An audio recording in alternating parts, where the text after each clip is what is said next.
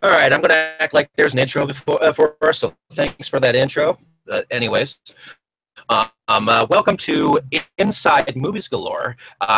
And here we have actor Wayne Johnson with us, who has starred in films like Night of Something Strange, Tales of Dracula, and so on. So, in with us, we have some of the crew on Inside Movies Galore with us as well. Michelle and Dane, welcome back. Wayne. Yes. And welcome to the show. Well, thank you. Thank you for having me. I deeply appreciate it. It's very awesome that and honored to be asked, and I'm glad I'm here, and I hope I don't embarrass myself or you guys. So not too much anyway. I'll definitely embarrass myself. Well, I'm sure we'll embarrass a little bit of each other since our audio seems to be going in and out here. But so when did you begin acting? By the way, and how did you get involved with your first? Well, let's put it this way. I got serious about acting back in 2011, so it's really not too far away. I kind of had acting aspirations when I was in high school, but it was kind of like a crossroads between acting and music.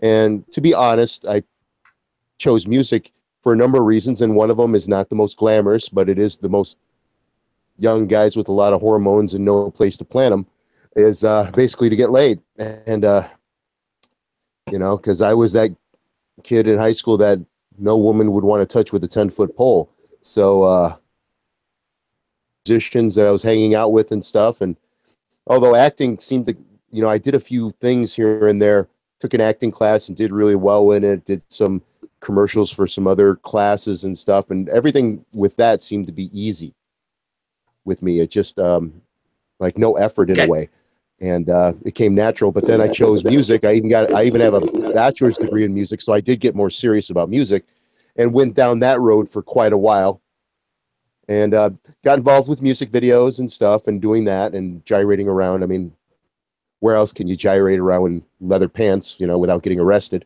these days? So I know a couple crowds. And through there, basically got involved through those connections, got involved with acting, because actually the first movie I was in, which is called Miss Cannibal Holocaust, was directed by a guy named Ron Bonk, and he was a guy who was doing the music videos for my band Caroline Blue. So it was really easy to find out when he was doing casting calls, and I said, let me give it a shot, and ended up in a really awkward extra role for that. But that was my launching pad, and I started from there and made some more contacts, more networks, got a lot more encouragement. I had a lot of people encouraging me, including, unfortunately, my late friend. That's why I say unfortunate, because he passed away this April, Jack Agaro, and he was very instrumental, very encouraging on me getting involved with acting, because he was always saying, like, you have this intensity about you, like this presence, and you should really seriously think about acting. And then I got laid off from my normal job and had some money behind me. So I said, why not? Let's go for it. Let's see what I can do with this. And blasted through with that. Okay.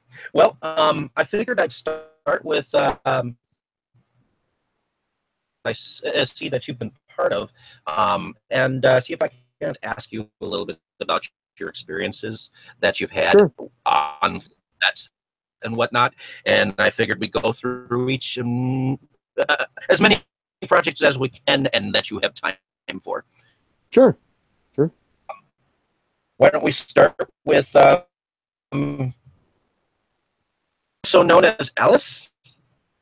Actually, I'm only hearing you part way, so I'm sorry about that. If you're you now have a robotic voice that's cutting in and out.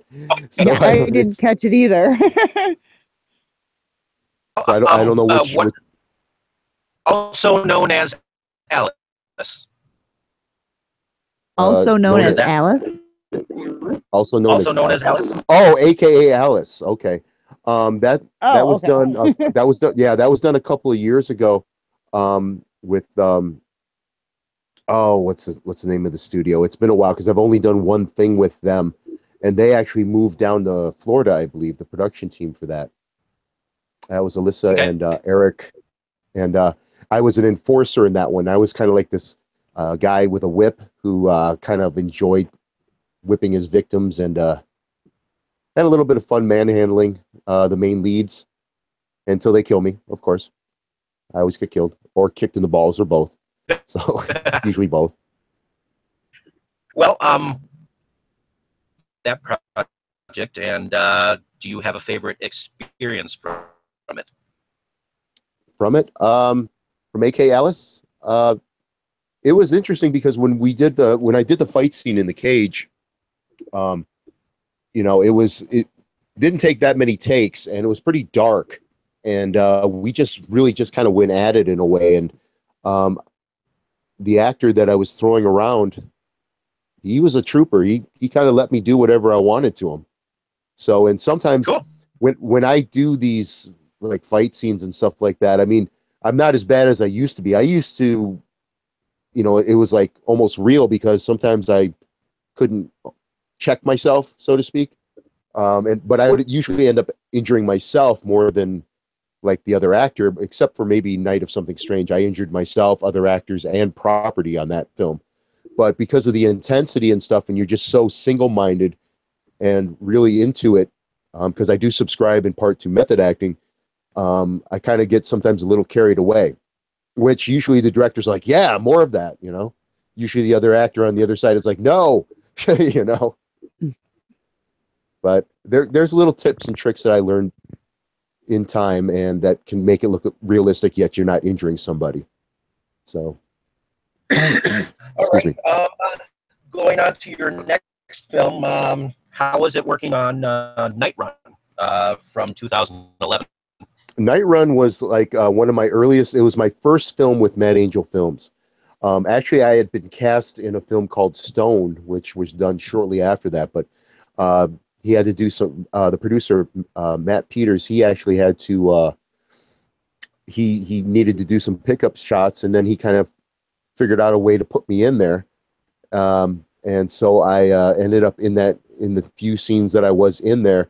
And it was kind of like a little wake-up call in terms of acting, because one of the things I remember is I got shot in there, one of the first of many death scenes, but there was no padding. And we were on a parking garage that was like all concrete, so I had to fall on the concrete multiple times. And that was my first. That's one reason why a lot of actors want to go union, because they don't allow that on a union set. They would never allow that, but on a non-union set, that's kind of common. But there is a way to work that as well, so you don't get injured, as long as you're not doing it too many times. I mean, if you're falling on concrete 20 times in a row, doesn't matter what your training is, you're going to get hurt at some point. But 3 or 4 times, it wasn't too bad. It's kind of like you just basically let go. You don't think about it, because if you start thinking about it and you start overanalyzing it and thinking, how can you make it safe? That's when you hurt yourself. You just basically, it's like you get shot just like you get hit, and you let your body take over. And usually, more often than not, it's you get up and you're fine. It's almost like wrestling in a way, How did you get along with the cast on that set? Oh yeah. It's very rare that I have a problem with anybody on any of the sets that I've ever been with. I try to, number one, steer away from drama. I don't do drama unless I get paid for it. For the most part. I try to be a team player. I'm one of those guys that really believes that and this is for anybody who's acting as well. If you come in and, one of my bad things is lateness. I'll be the first to admit that, although I've been working on that and I'm getting better with it. But outside of that, I don't really complain that much, if at all, even when I'm hurting. I do what I'm supposed to do. I do it to the best of my ability, all the time. I'm always giving 100% or more. And when you do that and you keep doing that, that's one way to get consistent gigs, because, the directors want to work with people like that. They don't want to work with the divas. I mean, the only way they'll do that is if they're a name actor, and having that actor in there is going to bring eyeballs, which is going to bring money, behind that for the most part. Otherwise, it's like, why bother? It's like if you have two actors who are equal in talent for the role, they're going to pick the one that's easier to work with. It's just Very true. So, and I've been on sets where there's divas, people with egos, legends in their own minds, and it's kind of, well, I've actually been accused of that once or twice myself, but it's one of those things. There's a difference between the ego and being confident. I'm very confident when I'm on set. I know what I can do, and I'll keep doing it basically until the director is happy with it. Because that's my job. What was that? I said when you're around a lot of people, sometimes you tend to adapt some of characteristics too. So it's not uncommon. In a way, yeah. In a way, I mean, if you mean like your fellow actors, kind of like a groupthink type of thing, or are you talking about the role? Because you're kind of garbled. Oh, I was saying that if you're around a group of people a lot, yeah, sometimes kind of like this kind of like the same actors a lot. You kind of fit into a groove a little bit, but you have to remember, it is easy to get comfortable with that. It's easy to, if there's a lot of productions, and a lot of this is true whether it's huge productions or small productions. A lot of people, they work within their networks first. I mean, if you look at, there's a lot of actors that come up to me and say, how do you get so many gigs? Well, I'm in a lot of different networks, groups, and it's hard, especially in the beginning, to get into those networks. If you notice, like the big movies, most of the time you don't see casting calls for the lead roles, right? You don't see, mostly you see it for the extra roles, because they're already going through their networks, through the agents, and they're already grabbing all the people that right there within their groups. They like, and if they have somebody, if you're fortunate enough to work with a director who likes what you do and gets along with you, and it's easy to work with, you're going to get another. It might not be every single movie, but you're definitely going to get called back for other roles. And that's happened to me with Mad Angel Films, with Hurricane Bridge Entertainment, with SRS Cinema LLC, Hewitt Films, and many, many more. I mean, it's just, if I do a really good job and I'm not complaining and I'm not ego, it just kind of lends itself. You said something, but it really trailed off. Michelle, did you hear that? I did not catch it. You're in the dark like me, right? Yeah, I think we're gonna have to start using Morse code. we need hand signals or something. Yeah, or like a translator. Well, I will want to ask you some questions eventually, but David will probably want to do his first. Yeah, if I can hear them. I mean, I can barely hear you now. It's weird. You're not on Apple, are you? No, I'm just joking. No, I'm on a Windows computer. Oh, there you go. I'm on. Well, I've got this on a laptop, but it's kind of just sitting there looking stupid. And I'm going through my Droid right now with everything, and I've got these big, freaking bulky headsets on, so I can hear. So I can hear you, and I can hear Michelle, but I can barely hear Dave. Well, we'll go when we can hear audio, and it'll be fine with me in the end, anyways. I kind of have to deal with my audio the way it is, so you're coming out clearer right now. What's the next question? King of the Neighborhood, your next short feature. King of the Neighborhood is interesting because I have yet to see the final product. With that, I'm not even sure. It's kind of hard. That was more of a student film when I was involved with that. And I got involved with it. I got it done. I wasn't able to make the premiere in Syracuse because I was filming on something else, and that happens more often than not, unfortunately.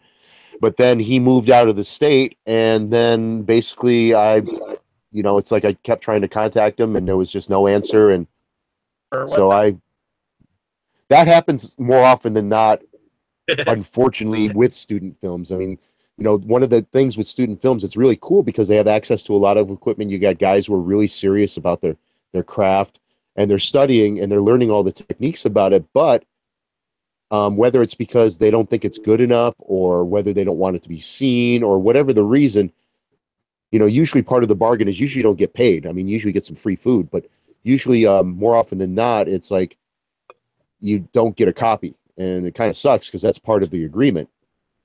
But just for people who, yeah, it's so. I mean, I remember. I remember a little bit. I basically do remember what I had to do in the role. I was basically. It's a comedy movie. There's these two guys who are basically. It's kind of weird. It's like they're selling lemonade or something. They're trying to pretend. I don't know how politically correct this is nowadays, but basically one of them is kind of pretending to be coming back from Iraq, and he was a prisoner of war, and he got AIDS through there. And so that's how they're trying to milk money out of people. And I'm a jogger, and I go by, and I happen to be a veteran. So I see their sign, and I start talking to them, and then I quickly find out that they're full of shit. Actually, I forgot to ask, is this PG-13 or is it R? Or is it G? You swear as much as you want? Okay. Cool. It's R, it's X, it's... Oh, well, when we get to NOS, we'll get to X. But anyway, so basically what happens is I end up destroying the whole stand, and I try to beat the crap out of these guys, and they run away, and I'm running after them. And that's what happens in the film, but I never got to see it. So I have no idea. There's on YouTube.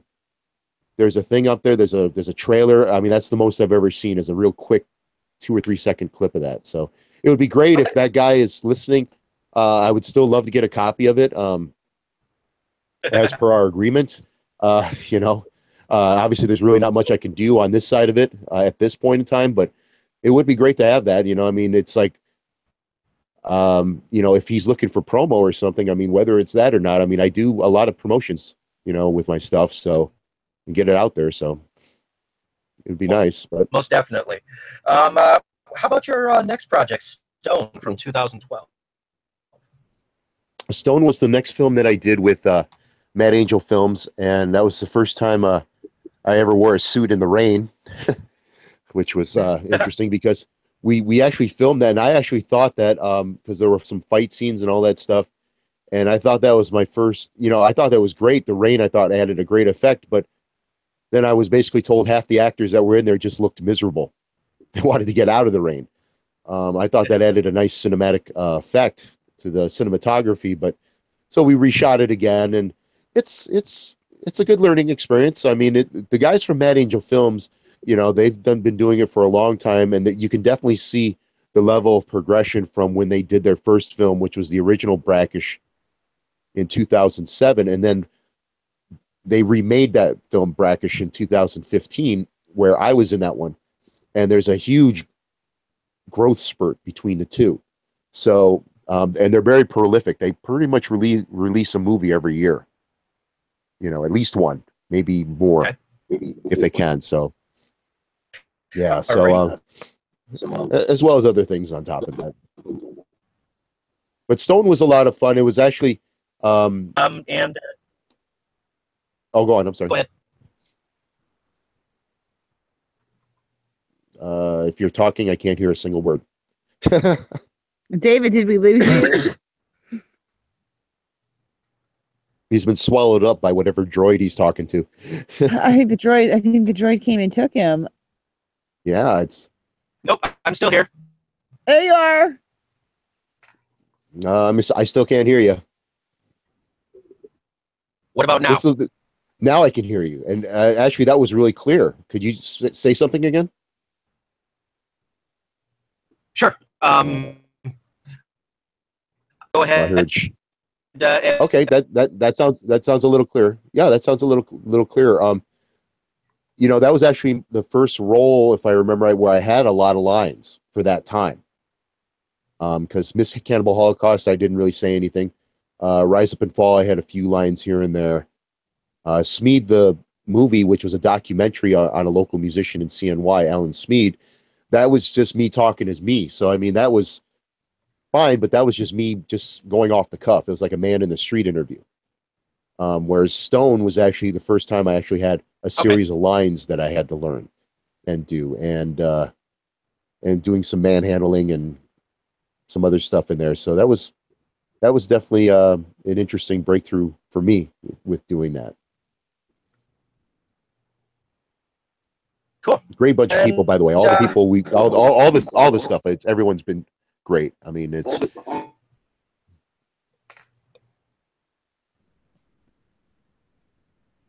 so. How about okay.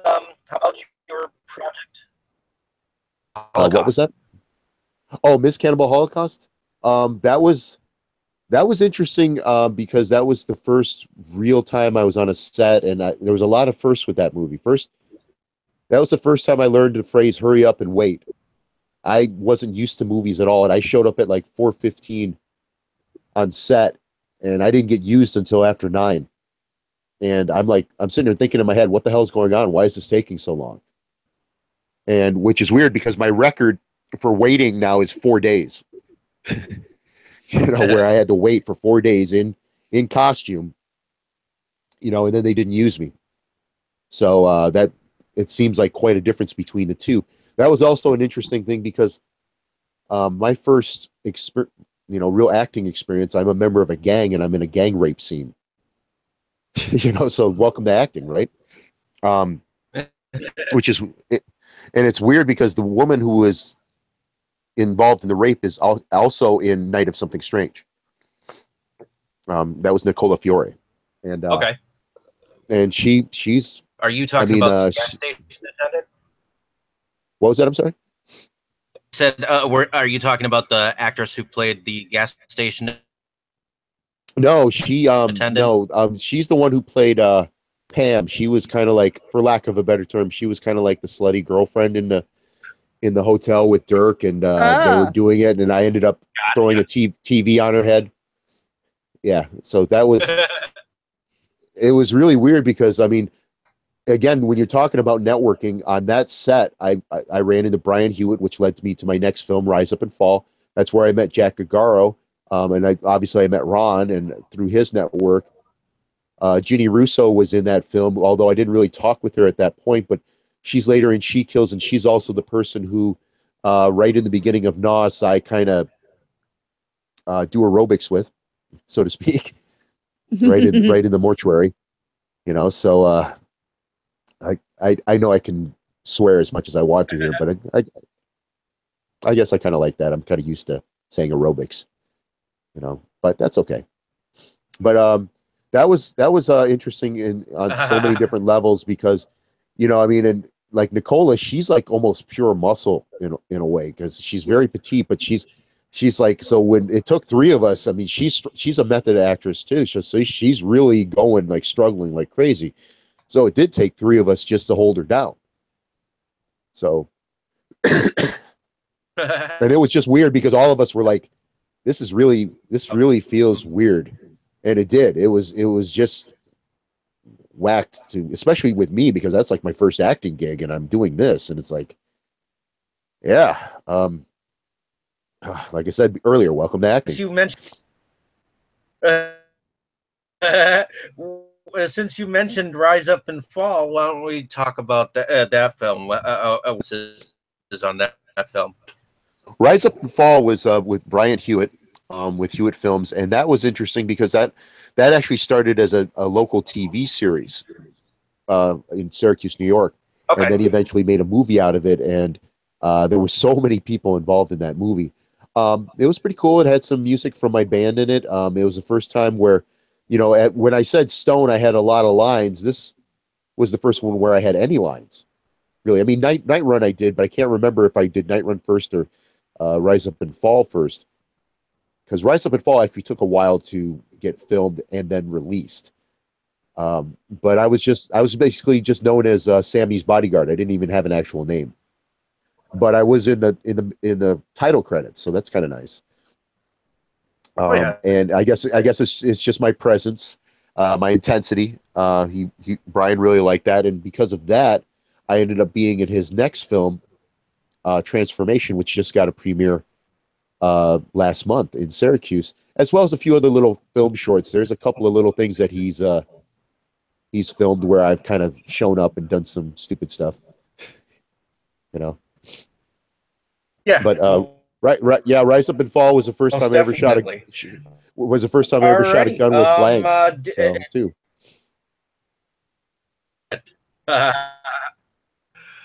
What was that? Cool. Yeah, the shooting of the gun. Yeah, that was interesting. Next, moving Creeping Carl. How was your experience on? Creeping Crawling. Creeping Yes. Crawling was a film that was done out in the Albany area. I was just an extra in that. There was a guy, the director of that. I mean, I'm hardly. I wish I kind of had the computer in front of me, which I kind of do, but they're off now because I've been talking on the phone instead of doing anything with the computer. What happened was we were there the whole day, but then we only showed up for about a second and a half. In there, but that's part of the process. Sometimes that happens when you're playing extra roles. And I got to meet a few people Okay. that I got to work with later on in different things. And again, it's part of the networking. Although there were other projects that actually got me further along than that. But it was cool. I had actual live bugs on me for a little while, so that was interesting. I can't even remember what it is. There's a photo of me with one right on my forearm, and I'm looking at it like, what the hell is this? Definitely sounds cool. Yeah, that was actually filmed. What the scene that we did was in Schenectady, New York, Alrighty. actually. Okay. Like an interesting experience. How about your roles in Impossible Choice from 2012? Impossible Choice was another one that's an extra film. Actually, I got a couple different roles in that, and actually one of them, as weird as this sounds, especially if you look at me now, I actually played a high school or a college student, and back then I was a lot thinner than I am now, so I guess I could get away with it. Impossible Choice was a pretty cool movie that, it's an interesting story because it's kind of like a gay love story. Okay. And it's definitely different than anything that I've been involved with. But again, I was only an extra in that for a couple different scenes, so I wasn't anywhere part of the major movie. There's some live music in there and some other stuff, and it does tell a pretty cool story. And that's available online. But other than that, I mean, I had to travel out towards the Rochester area for that, and I actually got the gig through AMS Models and Talent. I'm part of their roster. Unfortunately, because my hair is long, I don't really get a chance to do a lot of gigs because I guess in New York they don't like guys with long hair. So it's brings up Michelle's question that she was going to ask Sure. you. Yes, Sure. 'cause your hair is gorgeous, by the way. So Thank you. I have long hair myself, and I know people always want to know when you're on camera, and I've seen this in several shots in several of your movies. You have that oh my god hair god moment. Your hair is just blowing perfectly, and it's all fluffy and looks gorgeous. What do you use? To keep the wig on, I actually have these attachments that are on so the wig doesn't fly off me. Because God forbid if the wig flies off, you'll see it's not a perfectly round head. There's like several lumps and scarring, and it's pretty ugly. So that's why I pay a lot of money for my wigs. They're called Wayne wigs. No, you know what's funny is because I kind of joke about that, but there's been a couple of productions I've been where somebody had to stand in for me and they actually had to wear wigs. And one of them, like the doll maker, the guy, he got a wig, and for some reason he has dreadlocks in it. It's weird. I know. I just do the best I can to keep it clean. I mean, I use not Palmolive. I use that on my face. I duck my head in Palmolive every 3 days. Pantene. I just use the classic. It's 2-in-1 because I'm too lazy to use the shampoo and conditioner separately. Plus, by the time I get to the conditioner, the water is always cold, so that kind of causes a problem below the waist. So, not that anybody Absolutely not that anybody needed to know that. I do use it's like a spray-on conditioner. It's that horse stuff, horse tail stuff. I can't even. Well, hair, mane, and tail. Yeah, I use that. Well, I'm great for plugging stuff, right? And I'm forgetting names of people and productions and all this stuff, and I can't remember products. And so, yeah, I'm going to get a lot of calls later and people going, "What the hell, Wayne? You don't remember me?" You know, what the You fuck? forgot to pronounce my name. Yeah, god damn it, man. We're not going to ever use you again. I should actually just pop up the computer real quick so I don't forget anymore with any of these names, because it is kind of embarrassing. You know, I'm sitting there like talking about this stuff. I mean, I do remember a lot of them, but I remember mainly the ones that I do a lot of work with, like Mad Angel Films or Ron or Brian. The ones that like didn't recall on some things, you know. Yeah, I mean, I do have a pretty good memory, but it's like some of the stuff I actually have to almost look at myself on IMDb, and that's one of my favorite hobbies is looking at myself. So that probably helps with the hair too. I am my biggest fan, so there's that. As many productions that you've been on, see what you recall, and you know, most of it you're telling it yourself. So I'm fascinated by what you're telling me. So yeah, well, I can actually, if I go to IMDb. And it's funny because sometimes I tell people I'm an actor, and they're like, "Oh yeah, right," and then they end up going on IMDb, and they're like, "Oh yeah, you do have a page on there," and I go, "Yeah, I told you. Why would I lie about that?" You know, my resume just yeah. Well, some people do. Some people, you know. Let's see. Well, just to catch up with a few of these things, creeping, crawling. Well, I was uncredited in that, so oh well. Impossible Choice. I did play a few things, and that was Ron Marchese, who actually is a very sweet guy. I mean, he's so easy to work with. I mean, just a wonderful guy to work with. Night Run. I already said that about Man Angel Films. A.K. Alice. That was Eric and Alyssa Sherb.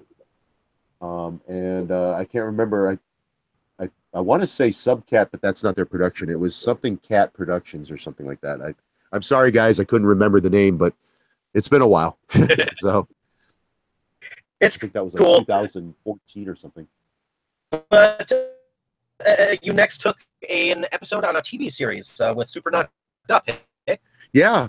What's interesting about that is, unfortunately, it was almost like a curse in a way sometimes, because it seems like for a little while, it seems like whenever I got involved in productions, they ended, you know, and that happened with Super Knocked Up. Unfortunately, I was in the last episode of season, I think it was 2 or 3, and with Jeff.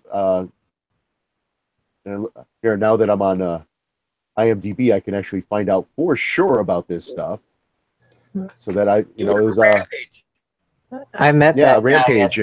I met that guy at Dragon Con this year, the creator of Super Knocked Up. Yeah, Jeff Burns. Yep. He's a cool guy. I kind of wish I've even asked him a couple of times. I've said, "Are you ever going to do season 3?" Or, you know, because it's kind of on a cliffhanger. It's about ready to do a fight, and hopefully soon, because I can't fit into those clothes anymore. Yeah. You know, but I'm supposed to be bigger anyway, so that kind of helps, because they made some artwork for that, and I looked at it and I'm like, holy crap. Jeez, I'm like the Hulk. I've tried to get him on this show, but he's not really a horror guy. No, he's more of a comic guy right now. He's comic and geeks and like dungeons. If you bring him on like a Dungeons and Dragons angle or something, you might be able to get him with monsters that way, you know. But yeah, he's a really cool guy, and another guy easy to work with. It's funny because I actually met a guy who I didn't even hardly spend any time with, John Max Schneer, and he ended up being the lead guy in Romeo 3000, who that's a film that not only am I one of the leads, but I'm also one of the co-writers and co-producers on. So it was kind of weird. We kind of looked at each other kind of like, you look familiar. Yeah, you do too. You know, kind of a thing. And it was like, oh yeah, I saw you in spandex, and you saw me in bad Ultimate Warrior makeup. You know, so it's that was before the cameras were rolling. Oh well, yeah. Well, John is he's quite a beautiful and attractive man, and there's so many women and men that want him, you know. So, and I'll leave it at that. Mm-hmm. You know, especially when he's wearing red spandex. He'll love me when I say all that stuff. Project Half Dead from 2013. Half Dead, yes. That was a lot of fun. That was this thing where that was getting to the point where Mad Angel Films was like the first production where I started getting a little more freedom in terms of what I could do in front of the camera and what I could do with my lines. Matt's a very easygoing guy. And even a little bit before Half Dead, I was starting to do that. But Half Dead, from kind of that point on, even a little bit earlier, I was able to almost basically rewrite all my lines. And there have been future productions where I even with his blessing and stuff, he said, "Yeah, try to work on some of the other guys' stuff and work on stuff." And that's actually what led to Romeo 3000, with me writing the majority of that. But that's where I started doing that. And like originally, the person I played, Vox the Enforcer, he didn't have a mask. The only thing he had was the vest and those pants. And I kind of came up with the grab with the voice that was kind of like this, even though I'm sick, so that didn't sound right. There's actually a video out there that's on YouTube that you can see for free. It's called Pickle Talk. It's a little series that Matt Angel Films did. It's like 4 or 5 episodes. It's basically Matt's wife and interviewing people while eating pickles. Don't ask me. I don't know. That's a Matt thing. But the episode that I'm in, I was really tired and I got injured on that set. Because what happened was we didn't get time to do the choreography for my knee.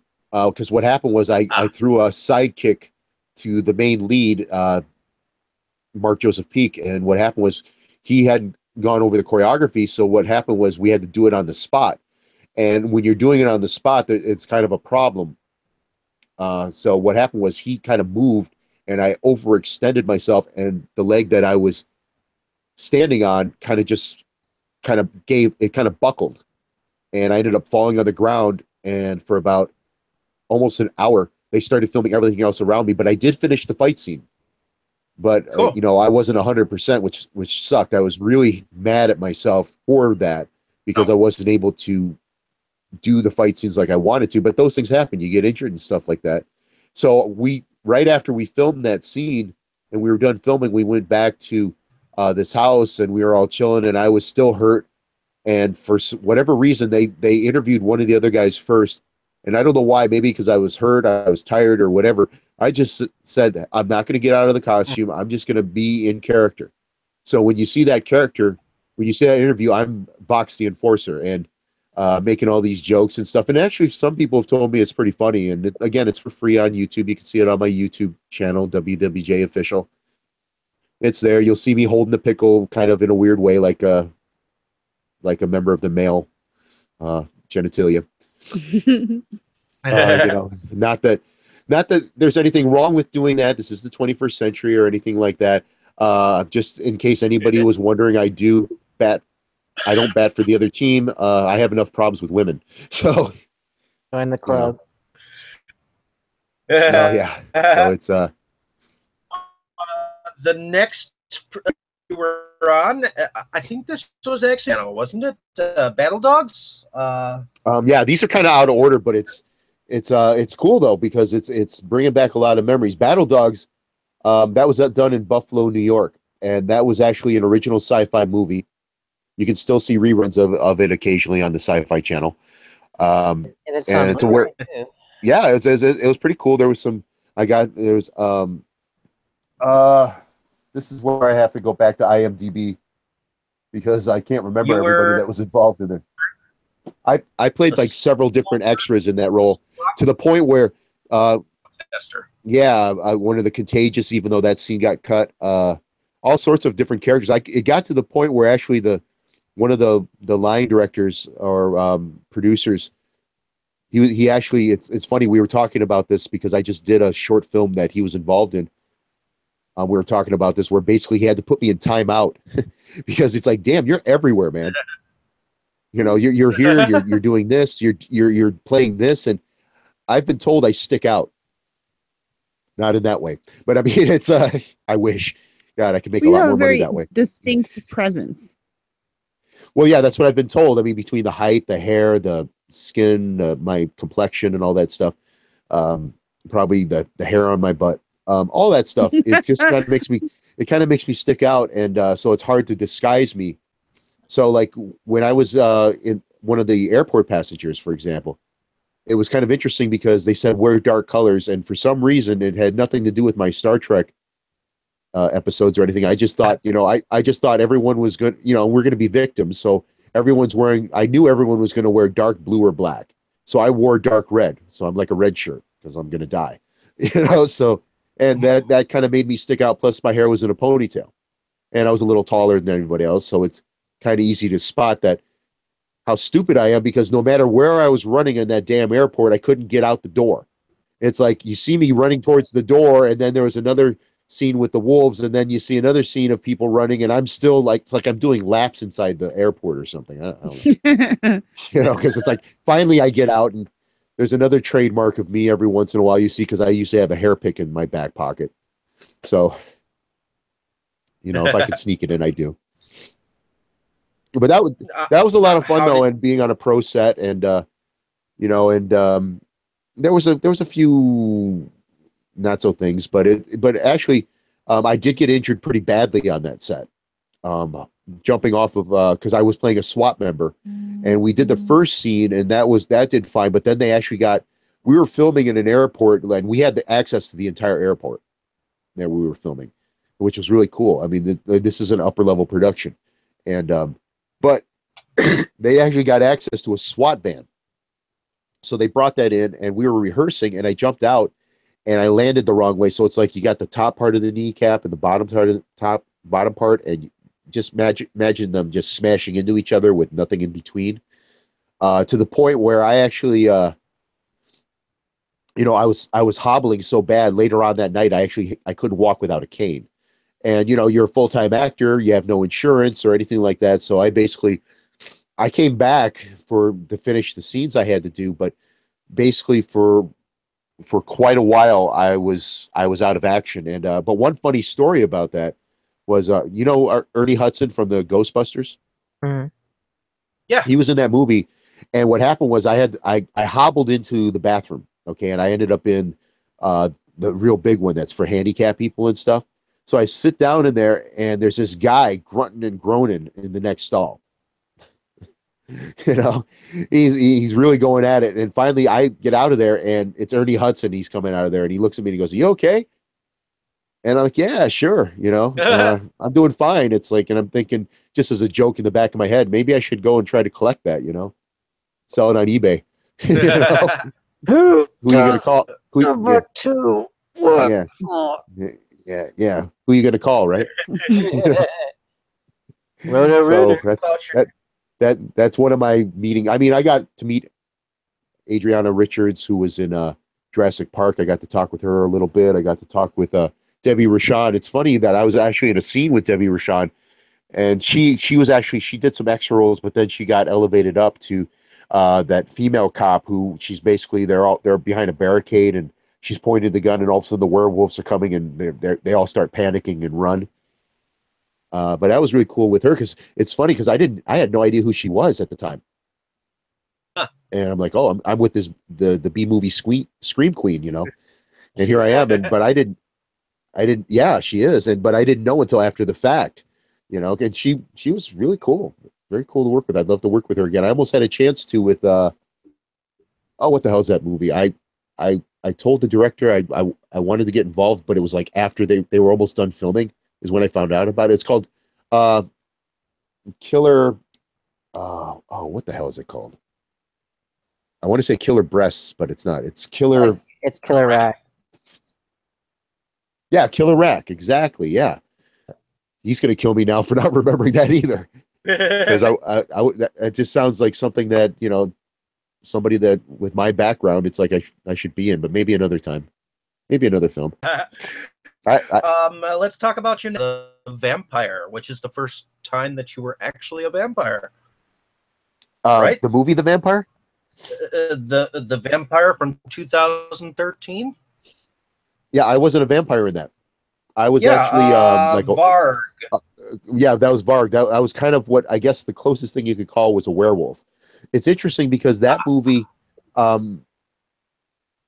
basically that took a lot of liberties. It's almost like there was a Frankenstein, a Dracula, and a Wolfman, so to speak, in there, but they all look very different than what you would normally associate. And there was supposed to be a sequel for that. I have no idea if that's ever going to happen with that, but it's yeah, I was in there for basically 2 scenes, and the first one was me being chained up, which was interesting in the fact that we were in a church, and because I was screaming so loud, the audio meter kept going into the red, so the guy had to take the boom mic and he had to go like halfway down the aisle to pick me up because I was screaming so loud, and it's got the natural acoustics and everything.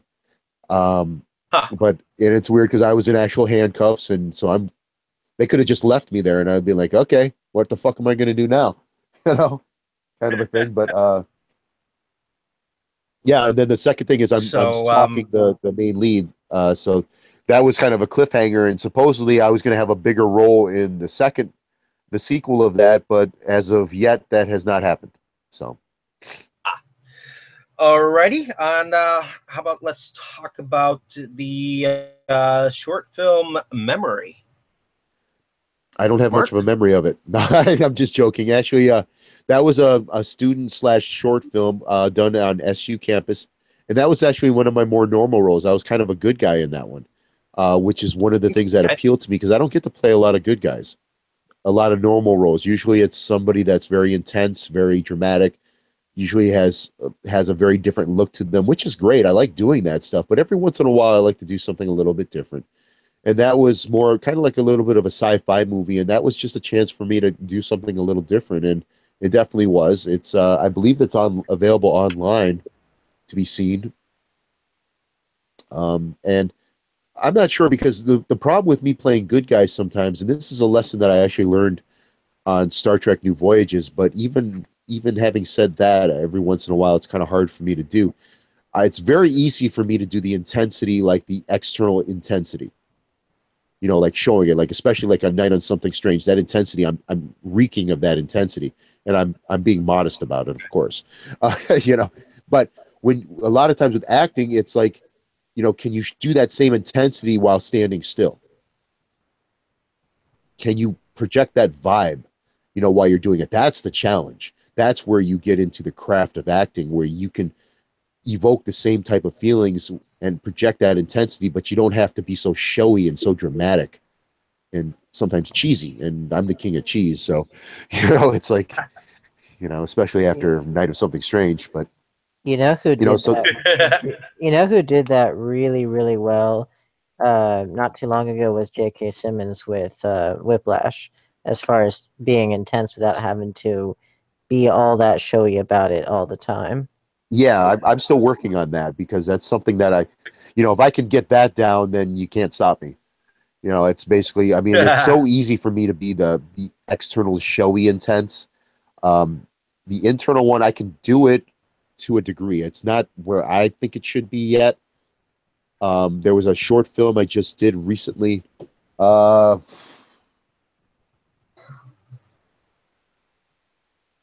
Now this I have to go on a different website because I'm such a, and I just did this too. I just did this year, and it's like, yeah, you think I can remember that stuff? No.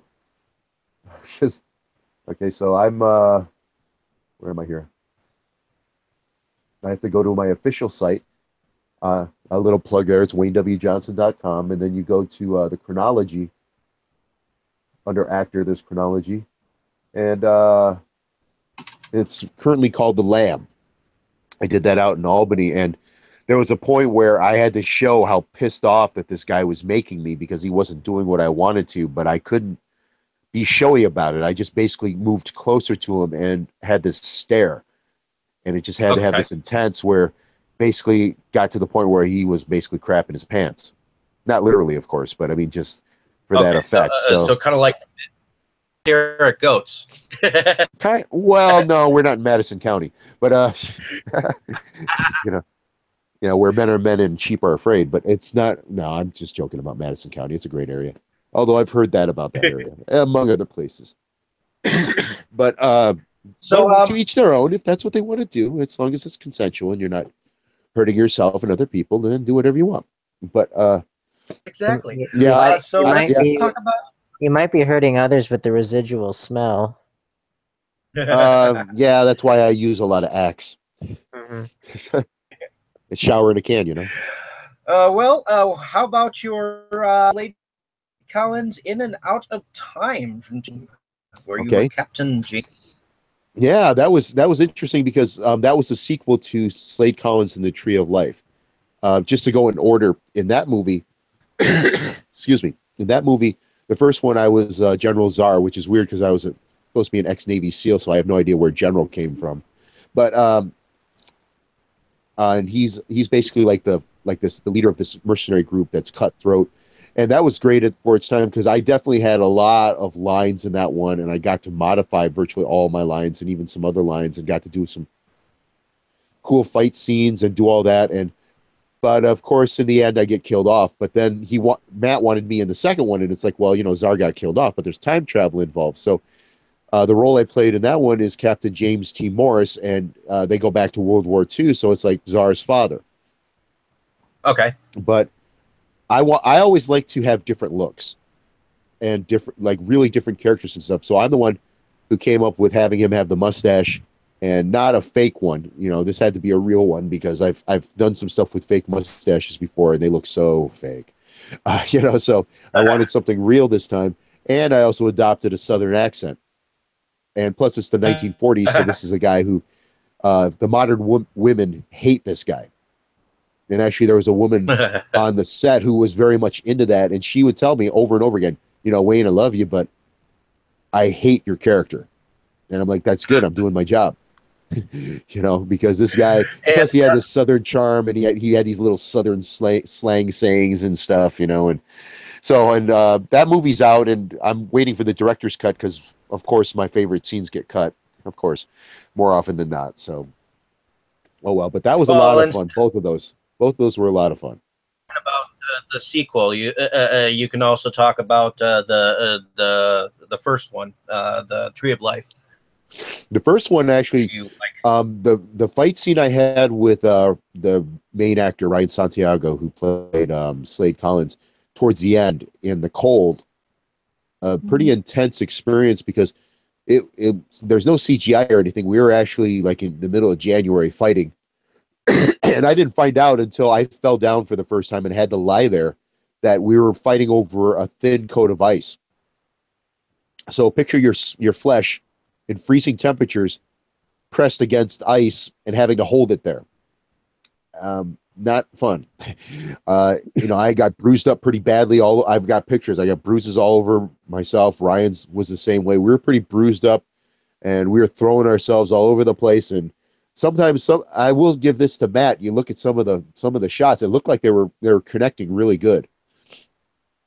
Sometimes the indie films. Sometimes when you look at them, sometimes the fight scenes, especially, that you can tell they're not connecting or not connecting at full force. There were some shots in Slade Collins.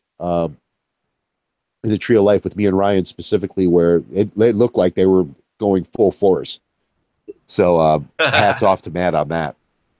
So it was more action packed than Terrence Malick's The Tree of Life. I haven't seen that, but I will say that it's probably longer. I don't know. Alrighty, so how about the short film "Dying to Survive," where you played Jake and the Killer? Yeah, that was an interesting movie because I'm going to say that about all of them. That was an interesting movie, and so that can be all edited out later on. That was interesting because that originally had a lot of dialogue, and then almost all the dialogue got cut out, not just from me, but from everybody. It's almost like a music video at times. There's some great cinematography on there from James DeMuro. And with Terry Little from T Little Film. But it's so weird because I have it's available online, but I think if it wasn't for me kind of pushing for that, it wouldn't be.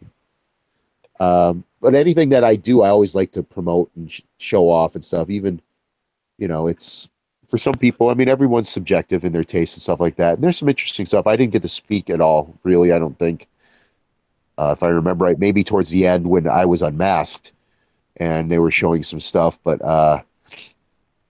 it was a very ambitious project that unfortunately for various reasons couldn't reach that ambition. So it came out as is, and I still think it's okay. I wouldn't have released it otherwise, but it's it's different. it's weird. And of course, I get kicked in the balls again. It seems to be, it's kind of like, someday I'd like to have kids. How about short film Briarwood, where you played a hunter? Briarwood? Yeah, that was an interesting. I got to stop saying that because I'm saying that with every single one. That was an interesting thing at the beginning because it's getting so lame. Saying that that was another villain part, but that was more of a normal kind of quirky. It was more of a psychological type of villain. It wasn't like so showy like Cornelius or Dracula or anything like that. This was a guy who was basically a nerd who kind of had dreams of delusions of grandeur, and thinking that he was some kind of mastermind when he really wasn't, and wearing these Coke bottle glasses and stuff. And let's see, with that one, that was another thing because there's a directing technique called leading the actor. For those who may or may not know about that, and what that basically is you do exactly what the director tells you. You don't really interpret it your way in any way, shape, or form. You basically do everything the way the director does, and you do it. You say all your lines, even when I had to do voiceover work, which is called looping. I remember, we were doing that in there, and he was like, "You remember you were breathing like this, like that." It's like that's really exact. A lot of actors hate looping. I have no problem with it. I mean, to me, it's just making what you see and hear better. Because if you're a lot of audiences, they'll kind of give a pass to a degree on bad video. Bad audio, though, no. If there's bad audio going on, that's pretty unforgiving. If you can't hear what's going on, a lot of people are saying, "What the fuck is this?" Get me out of here. If it goes on long enough, they're like out of there. They're just out. With bad audio. So, I never had a problem doing that, but this was an instance where basically it's just a total opposite. Not that there's anything wrong with it. I mean, I understand both approaches and I can do both approaches, but that was one of the times where I was more new to that approach. So it was kind of an interesting experience because, I hadn't done that very much. And all of a sudden, I would do something. And sometimes, just to let actors know, sometimes the directors will humor you and they'll say, "Okay, let's, after we get the take that I want, let's try that." So you do that. Of course, they never use your take, So, but they humor you with it and stuff like that. And I understand because some directors, bless you, some directors their vision of what they want is very exacting. So they know exactly what they want. So that's called leading the actor. And unfortunately, you get some actors who are they improv a lot. And they're very into that no matter what you tell them. And if you get the two together, that's just like a disaster because you're going to have some frustration going on because you have the actor who basically cannot be bolted down. And then you have the director who basically he's not going to stray from his vision. So it's like the irresistible force versus the immovable object, but with me, it's like, yeah, okay. Once I know which way the director's going, some directors are very free flowing or they allow improv. Others don't allow it at all. So I've been on sets where, example, they have a scripty or a script writer there, and you're saying your lines and you change one line, they'll stop the cut and they'll go, "Well, you didn't say this right." and so you do it over again. And some actors, I've been on the sets where, we've told actors, I've been part of production where it's like you tell them there's no room for improv here. You have to do this. And they just can't stop improvising. They're lying. So you have to make a choice right there and then. Either you cause a scene and get more frustration or you kind of see if you can let it go. And it depends on the scene. Okay. And so let's talk about the Locked In short film from 2014 where you play Knife. Yeah. I'm going to tie this in with Empire State of the Dead because originally the reason why is because initially when that started, that was by Ron Bonk initially. Okay. So what he did was he did like a zombie short film contest for all the filmmakers in Central New York. And it could be even a little bit further than that, Western New York, Eastern New York, et cetera, et cetera. And basically the best ones were going to be put on this compilation. Part of the rules, though, is initially was you couldn't be in more than one if you were an actor. Of course, right away, 2 directors reached out to me and snagged me.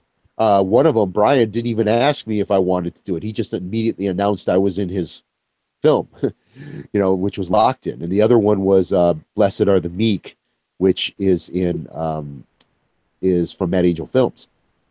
And of course, with me, I wanted to do both. But here's the challenge: how could I make it? Especially as Michelle was just talking about, I have this distinctive look. So how can I make it so that I could be in both? So I came up with the idea, number one, in Blessed Are the Meek, which in Empire State of the Dead, it's called Prey of the Living Dead. I came up with the idea of having me and the gang in skull makeup and dressed, and I was very outlandish. I was kind of channeling a little bit of the Joker as much as I could, specifically Heath Ledger's version of it, because I'm a huge fan of Heath's performance with that. And I was trying to grab as much of a vibe as I could with that. I mean, with the amount of time I had and everything. And of course, I'm not as talented as he is. But so I just wanted to put that in there so anybody's listening going, oh my God, he's comparing himself to Heath Ledger. No. But I had to change personalities on the fly and voices on the fly. And there was actually a number of those scenes that were in that short where I improvised what was happening. All my lines at the end when we were fighting the zombies and stuff, I basically came up with on the spot. Okay. Right there. And some of them came out really good. So I had that skull makeup, and the way the skull makeup was made, it was even made so that the bone structure was a little off. So it kind of looked like my face was a little different, although it's still, if you know me, it's me. So then we had the other one, which is Locked In. So the way that originally was supposed to be was kind of like all 4 of the guys, they're survivors. Excuse me. But when I read the script, there wasn't too much different between them. They had some different backgrounds, but it wasn't really that much different. So I totally went the other way, and I turned Knife into a classic nerd. And so he had the big glasses, he had the bow tie, the suspenders. He kind of talked like this all the time because he was talking like this. And it's one of those things where if he was really, really exact about this thing, if you get into the particulars of the character, then you have to really get into the voice fluctuation. He was talking like that, okay? Being such a dweeb, okay? And, and really afraid of things where, like Draven, who was the other character from Blessed Are the Meek, was such an overconfident killer. I mean, he was making, like, he was like in a drama play, in a way compared. He was doing all this stuff, and he was so confident and so bold, whereas Knife is so scared and so timid, even though I'm huge. I'm a big guy for a nerd. I should have, and I even, there's a picture of me. I've never put it out yet. I actually toyed around with dyeing my hair blonde, and I actually did it. And it was like, no, I look really, really bad. It's just, so I just kept the hair black and did that. And I actually hear something that's an interesting factoid for that. If you watch Locked In, and you can watch it for free online, because unfortunately it didn't make the cut for Empire State of the Dead. Not because it wasn't good enough, but it wasn't submitted in time for whatever reason, which is a shame, because I kind of wish both of those were in Empire State of the Dead. But in the end, there's a thing where we're trying to keep a door shut, and I scream like I'm in pain. I'm really in pain because one of the actors actually slammed the door on my finger and cut right into my finger. So so with the fake blood, there was also my real blood mixing in with all that stuff. What you got to do for a film, right? Yeah. So Locked In was a lot of fun. I have to say is one of my top experiences doing Locked In and Blessed Are the Meek, which is known as Prey of the Living Dead and Empire State of the Dead, because I got to really exercise what skills I have as an actor and really try to make it so that you couldn't tell it was the same actor. So that's why I really wish that it would have been in there, because it would have been a real thrill to see if people would have known it was the same guy. Definitely. And it's cool to know about that. I'm sure people don't. I don't know. I do have a very distinctive look, and I'm to be totally modest about it. I do have. I guess it's really hard to disguise me. I mean, I've tried. There's been other things where I've tried to disguise myself, so I just blend in the background, and I have a really hard time blending in the background for some reason. I don't know. I gotta shave my not a butt. I bad guess I don't thing. know. Well, it isn't, but it isn't because let me put it this way. You know how it's bad is if you have a minor role and you're in a scene with the main talent, and this is going to sound so egotistical, but this is what I've been told on certain sets. It's like you're in there, but your presence is kind of overwhelming the main talent for whatever reason. That kind of sucks because I don't want to do that. And I'm not saying that I'm intentionally doing that. I'm not talking about ego or something, but I just have a No, it's very something you can distinctive help. look. Yeah, I guess I could shave my head, and scar myself, and It's maybe not going knock to out all my change it. teeth. The thing though is it's not going to change it because you have that inner presence, and that's where it comes from. Well, thank you. I have that glow, talking about The Yes. Last Dragon, which is funny enough. Last year I actually met the actor who plays Bruce Leroy. Oh Hi, Matt. yeah. I think I actually got to talk with him for about 10 minutes, got some pictures with him. He is so ultra chill. It's unreal. I mean, I can't picture the guy angry. He's just like his character. He's just, and I even got his audiobook signed, and I'm listening to it on the way to an acting gig. And, it's just kind of like, damn, this guy is just so chill. I love It's just so, I love The Last Dragon. Go ahead. yeah, I think it's a great film. One of my exes absolutely hated it, but oh well, to each their own. I mean, it's subjective, She's an ex for a reason then. Nah, well, that was more on me. I have to say, all the exes that I have, if any of them are listening to this right now, it's on my shoulders. It's not on them. I'm a very hard guy to be with for different reasons. Probably one of them is because I use so much Axe. All your exes live in Texas, and that's why you hang your hat in Tennessee. No. Well, actually, no. They're either in New York or New Jersey, Oh. as far as I know right now. I mean, there might be a few that have moved away, and I can't tell because they blocked me. That's why we use Facebook, is to spy on our exes, right? I'm usually the blockee. Or the blocker. You got blocker. You got all those women after you. Hey, more power to you, man. I mean, Well, the only time I do, I wish that were true, but I've almost always been the blocker of when it's been happening. So, hey, I think nothing my wrong with block that. list is longer than my friends list. I've had some overzealous fans, for lack of a better term, who have sometimes it gets a little too much. I had to block this one guy, just for example, who basically just started messaging me going, "Who's your boyfriend? I need to know." And I'm like, what made you think I had a boyfriend, first of all? Not that there's anything wrong with that, but I don't know where you heard that from. No, stop lying to me. You got to. It's like he just kept bombarding me with messages. I'm like, block. It's like, Jesus Christ, dude. It's my favorite feature. I mean, my God. Well, there's some people. There's other people that have done stuff, and I've just been like, as long as you're not being like an asshole, or like a jerk or something like that. I don't mind strange behavior, and I'm probably going to regret saying that because all of a sudden I'm going to get hit with a ton of it. But no, as long as you're not being like obnoxious or an asshole, or or anything like that. I mean, I can get pretty busy, so sometimes maybe they think I'm an asshole because I'm not responding right away. But I used to when I was full-time acting. Of course, I had plenty of time to respond to people and all that stuff. But it's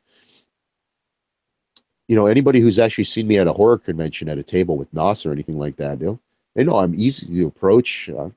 I can talk to anybody as long as if they have really, really bad body odor, it would be pretty hard. But yeah, I've probably why. I don't have any real fans right now because I'm not as well known as I want to be. But I've tended to I've been the blocker for my previous relationships, and then if there's somebody who is like being obnoxious or whatever, then I just unfriend them pretty readily. I can do that pretty easily and not look back. It's only when they get creepy that, you know, I block them, or if it's like something so horrific that they've done that I don't want them in my life in any way, then I wipe the slate clean, and I can tell you, I don't look back. I can tell you. I mean, I've had some weird encounters online and stuff like that. I'll tell you this one, and this is a guy I don't have blocked. I did not unfriend him or anything like that. I didn't know how to respond, you know, because it was a guy who sent me a friend request, and normally I don't really, I don't add everybody. I mean, you know, all the fake profiles and all that crap. You know, you basically know how to tell of those, but for the most part, you know, earlier on, I was a little more naive about that. So there was this guy who only had 10 friends, and 9 of them were women. Okay, and I think I couldn't tell who the other one was, so I think I became the 11th friend. And so I accepted the friend request, and it was a guy from Texas. That's what his profile said. And he immediately messaged me. And apparently it was somebody who had been lurking on my pages for a while. And he basically said, "Hi, how you doing?" Which is the typical line. And so I'm like, "Fine, I'm pretty busy, like I usually am. How are you doing?" And he said, "Oh, he's doing great," and stuff like that. And that he couldn't stop looking at my pictures, and wanted to know if I could come down to Texas. And I'm like, "Yeah." And and this is, if I remember right, I don't think he even had a profile picture. He had that generic picture that's up there. So this was kind of stupid on my part. And the guy's still, as far as I know, he's still on my friends list. Okay, so, and his name is Mike. So if you're listening, Mike, I don't mean to be bad mouthing you or anything like that, but you got to admit that when I get to the punchline on this, it's a really whacked out story. Okay. Does it end? Is the punchline the aristocrats? No. What happens is this. So I asked him. I'm kind of taken back by that. So I said, "Well, thank you for the invitation. I can't do that. I am really busy, but I'm just kind of curious. Why do you want me to come down to Texas?" So what he responded was, "I can't stop looking at your pictures, and I just want to meet the angel of this earth." And I didn't respond back for 2 days because I had no idea how to respond to that. How do you respond to something like that? Somebody calling you the angel of this earth. That was black. I mean, that's kind of weird.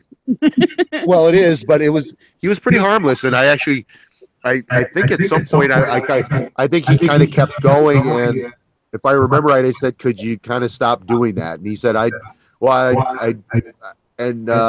he didn't say he was sorry for doing it. He was saying he was sorry he kind of offended me. So it was left at that. And that's so for all I know, it could have been one of my friends pranking me, you know. But I mean, that's an interesting story. I was actually going to save that for Wayne the book, but I guess here's your exclusive right here. Trying to think if I've had any weirdos like that. Not yet, but I'm sure I'll have my moments. Oh yeah, when you're an actor or a musician, you get the. I mean, it's like I did an interview a long time ago, and at some point I'll repost it because the Caroline Blues site, that's my band, it's down right now. So there's a lot of stuff that once that comes up, if you go to my site, WayneWJohnson.com, and you see how big that is, the Caroline Blues site is about 2 or 3 times bigger than that. Because it was like an active band on and off for 10 plus years. So there's an interview that I'm doing with this crew in Texas, of all places, Texas again. And one of the first questions they asked was, "Have you ever worn your girlfriend's underwear on your head?" Just out of the blue. I mean, it's like, what kind of question is that? Let's see, if somebody asked that of me, I would just go with it. I'd just stick with them. Oh, I did. Yeah. I don't know what I responded. I can't remember what I responded with that, but I'd have been like, no, all of hers were in the washer. I had to borrow your mom's instead. Oh well, yeah, that's that. I am very diplomatic online, just because I'm just that way. It's just part of being a performer and stuff like that. You know, it's like kind of. That's why I never talk politics online. I never, if ever, talk about religion online. If there's drama going on, I pretty much immediately drop out. And it's just I'm just one of those guys that's just kind of like, it's just I could do that. I could be snarky. I could do all that stuff, but I'd be spending all day doing all that. It's just I'd rather just cut it and just because I'm too busy as is. So, but I've been, even some of the characters I've played, they always have some snark in them. So I'm kind of waiting to get to that point in my life where people come at me with stupid questions and I can shut them down. Oh well, it's coming.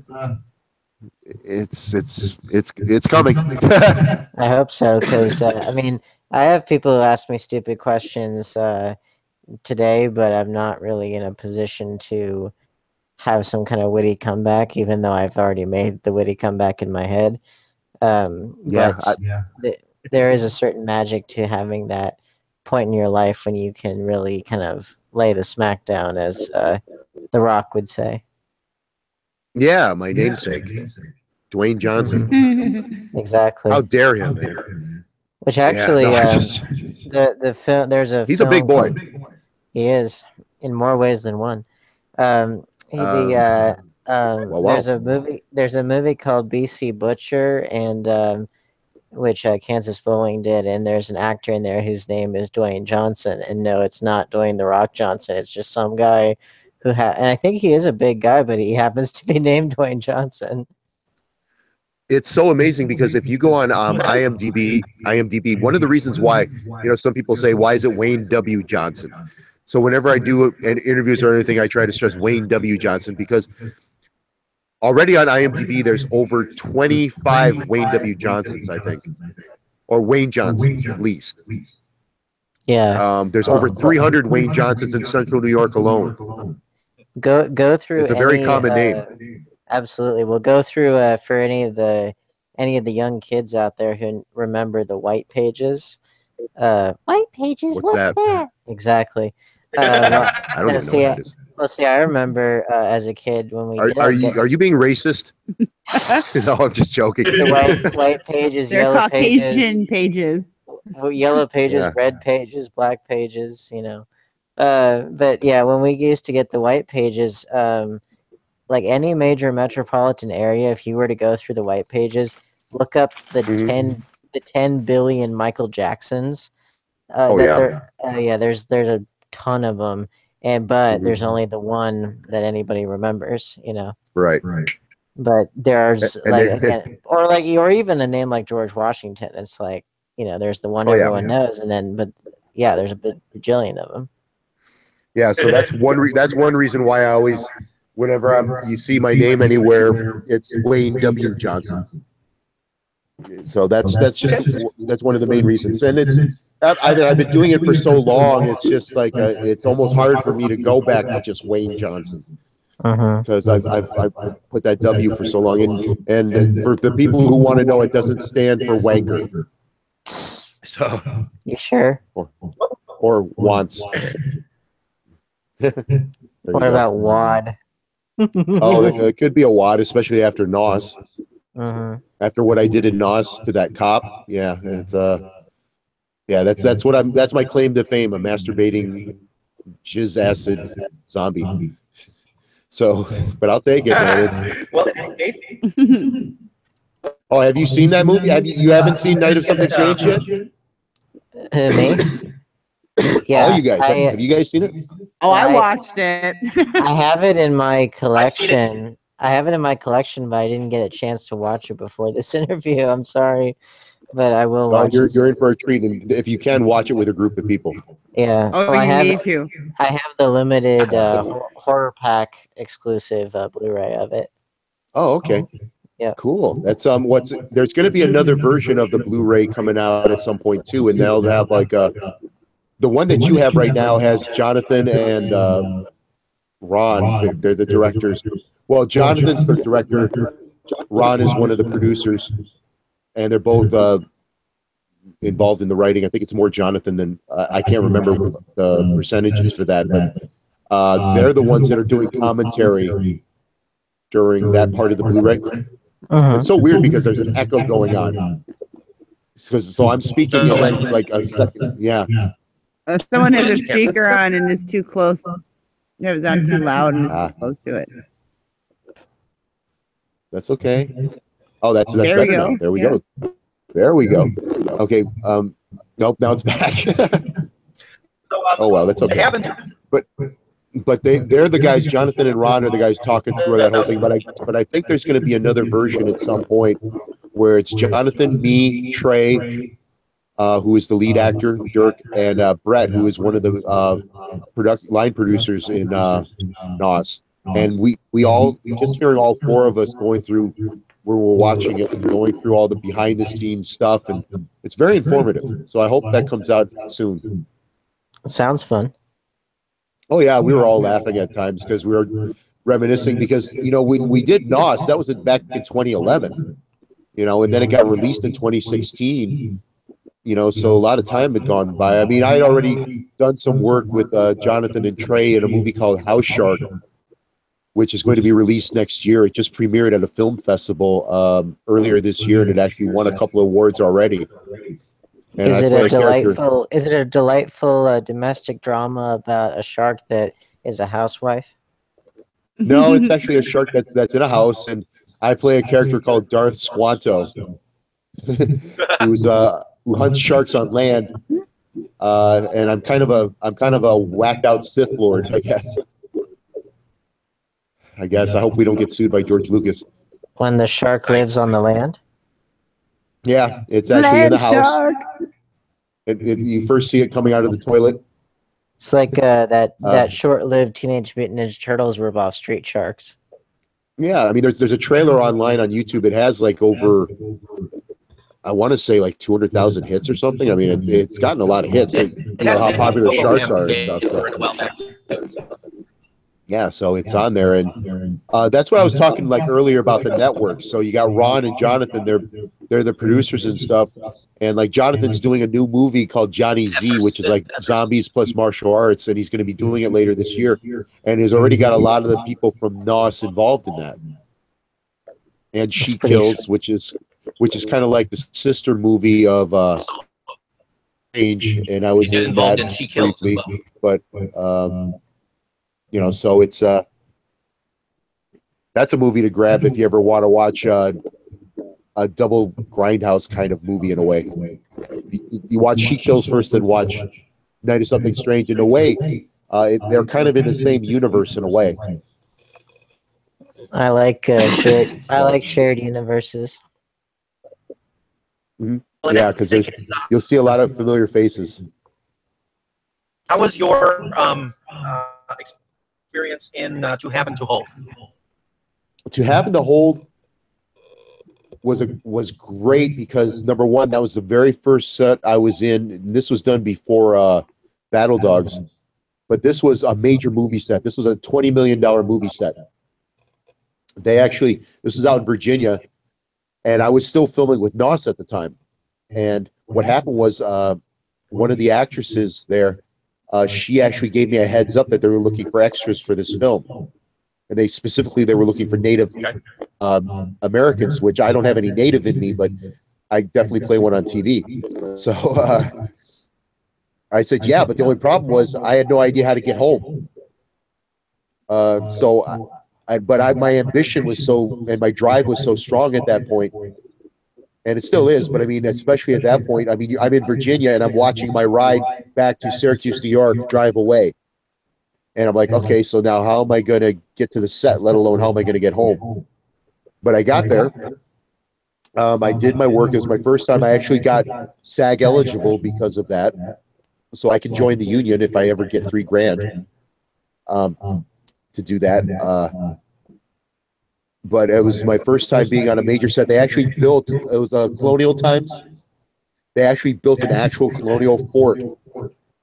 I mean, and they had some big stars on there. I mean, everything. And unfortunately, it's unreleased. I don't know if it's ever going to be released.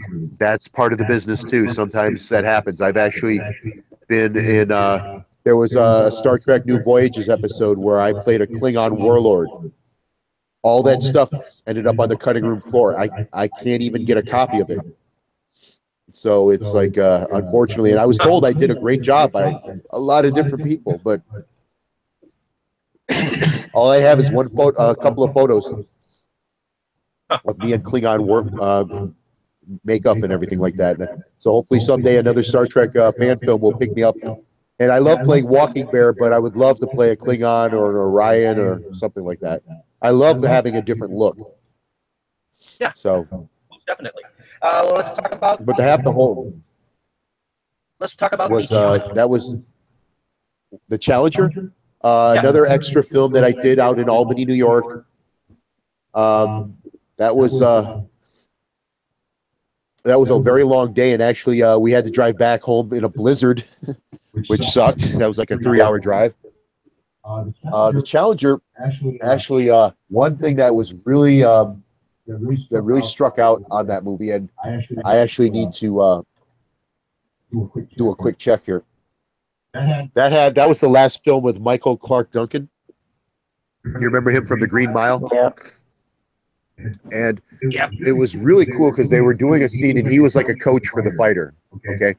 And, you know, we were doing stuff just as extras, and in between like filming and changing camera angles and stuff, he actually came to us just on his own, came up to the extras, and he was actually saying how much him and the rest of the production and the crew and the cast, they really appreciated our work, and to never give up on your dreams of acting and just give it all you got. And it was a very inspirational talk. And like I said, he just came out of the blue and said this. It wasn't like, as to my knowledge, nobody put him up to it or anything like that. And I thought that was just extremely cool for that to happen. And unfortunately, he passed away not too long after filming that, which sucked because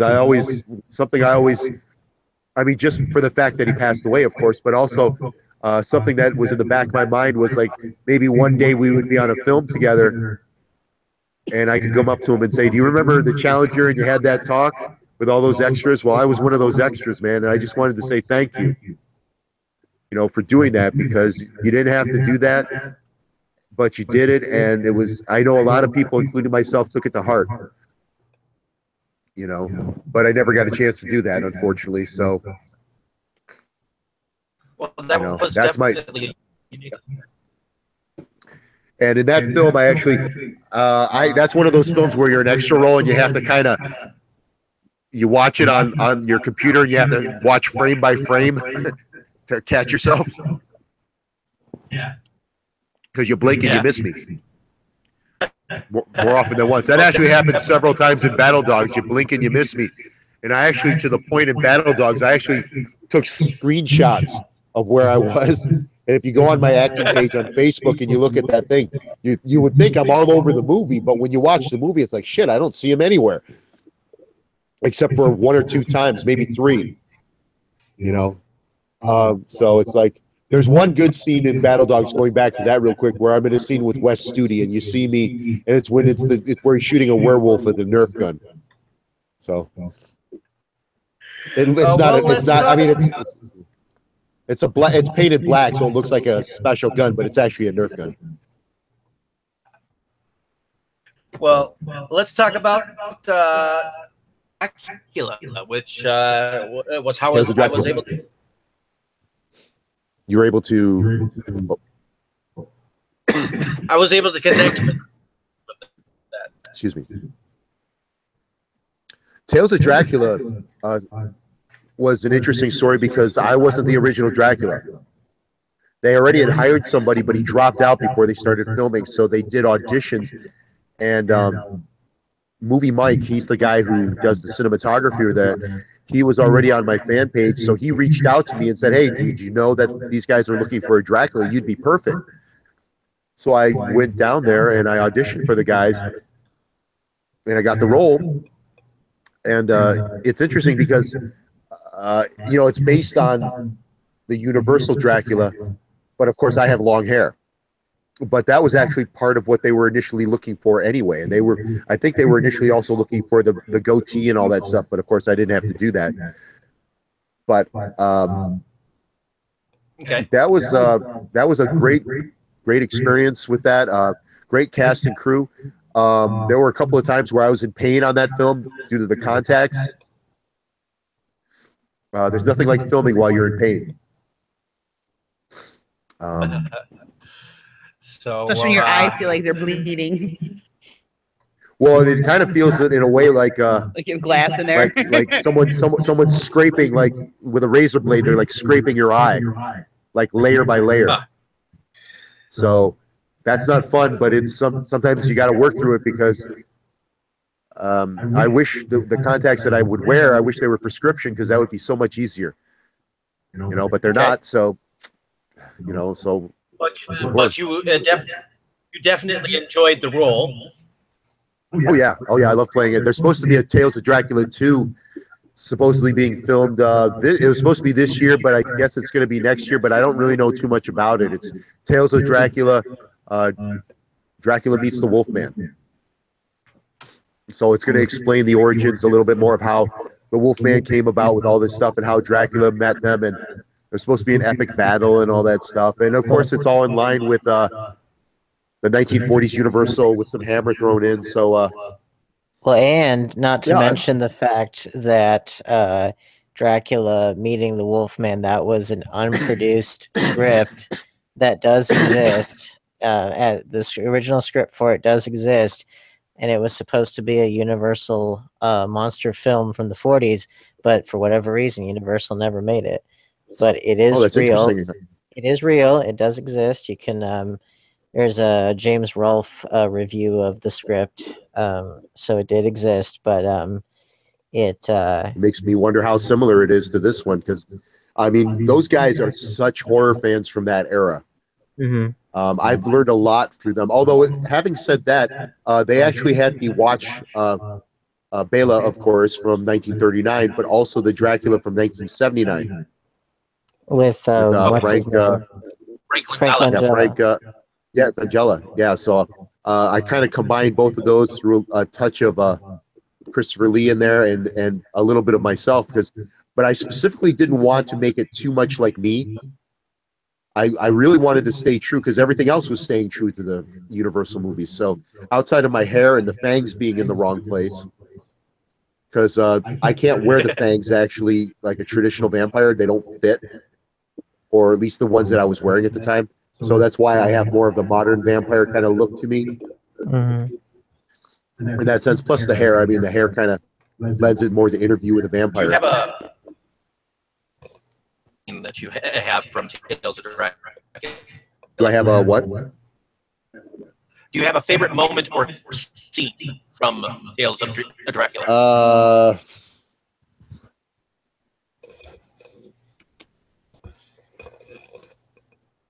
I have a funny story about that. There was a time where there's a picture of it, but it doesn't really do it justice. We were filming outside, and we were out in the woods. And basically, because I'm wearing those contacts, they're not prescription. So they had to lead me around in the dark because I couldn't see anything. So picture Dracula, this Lord of the Vampires, this fearsome beast. He's being led around by his brides, and Elsa.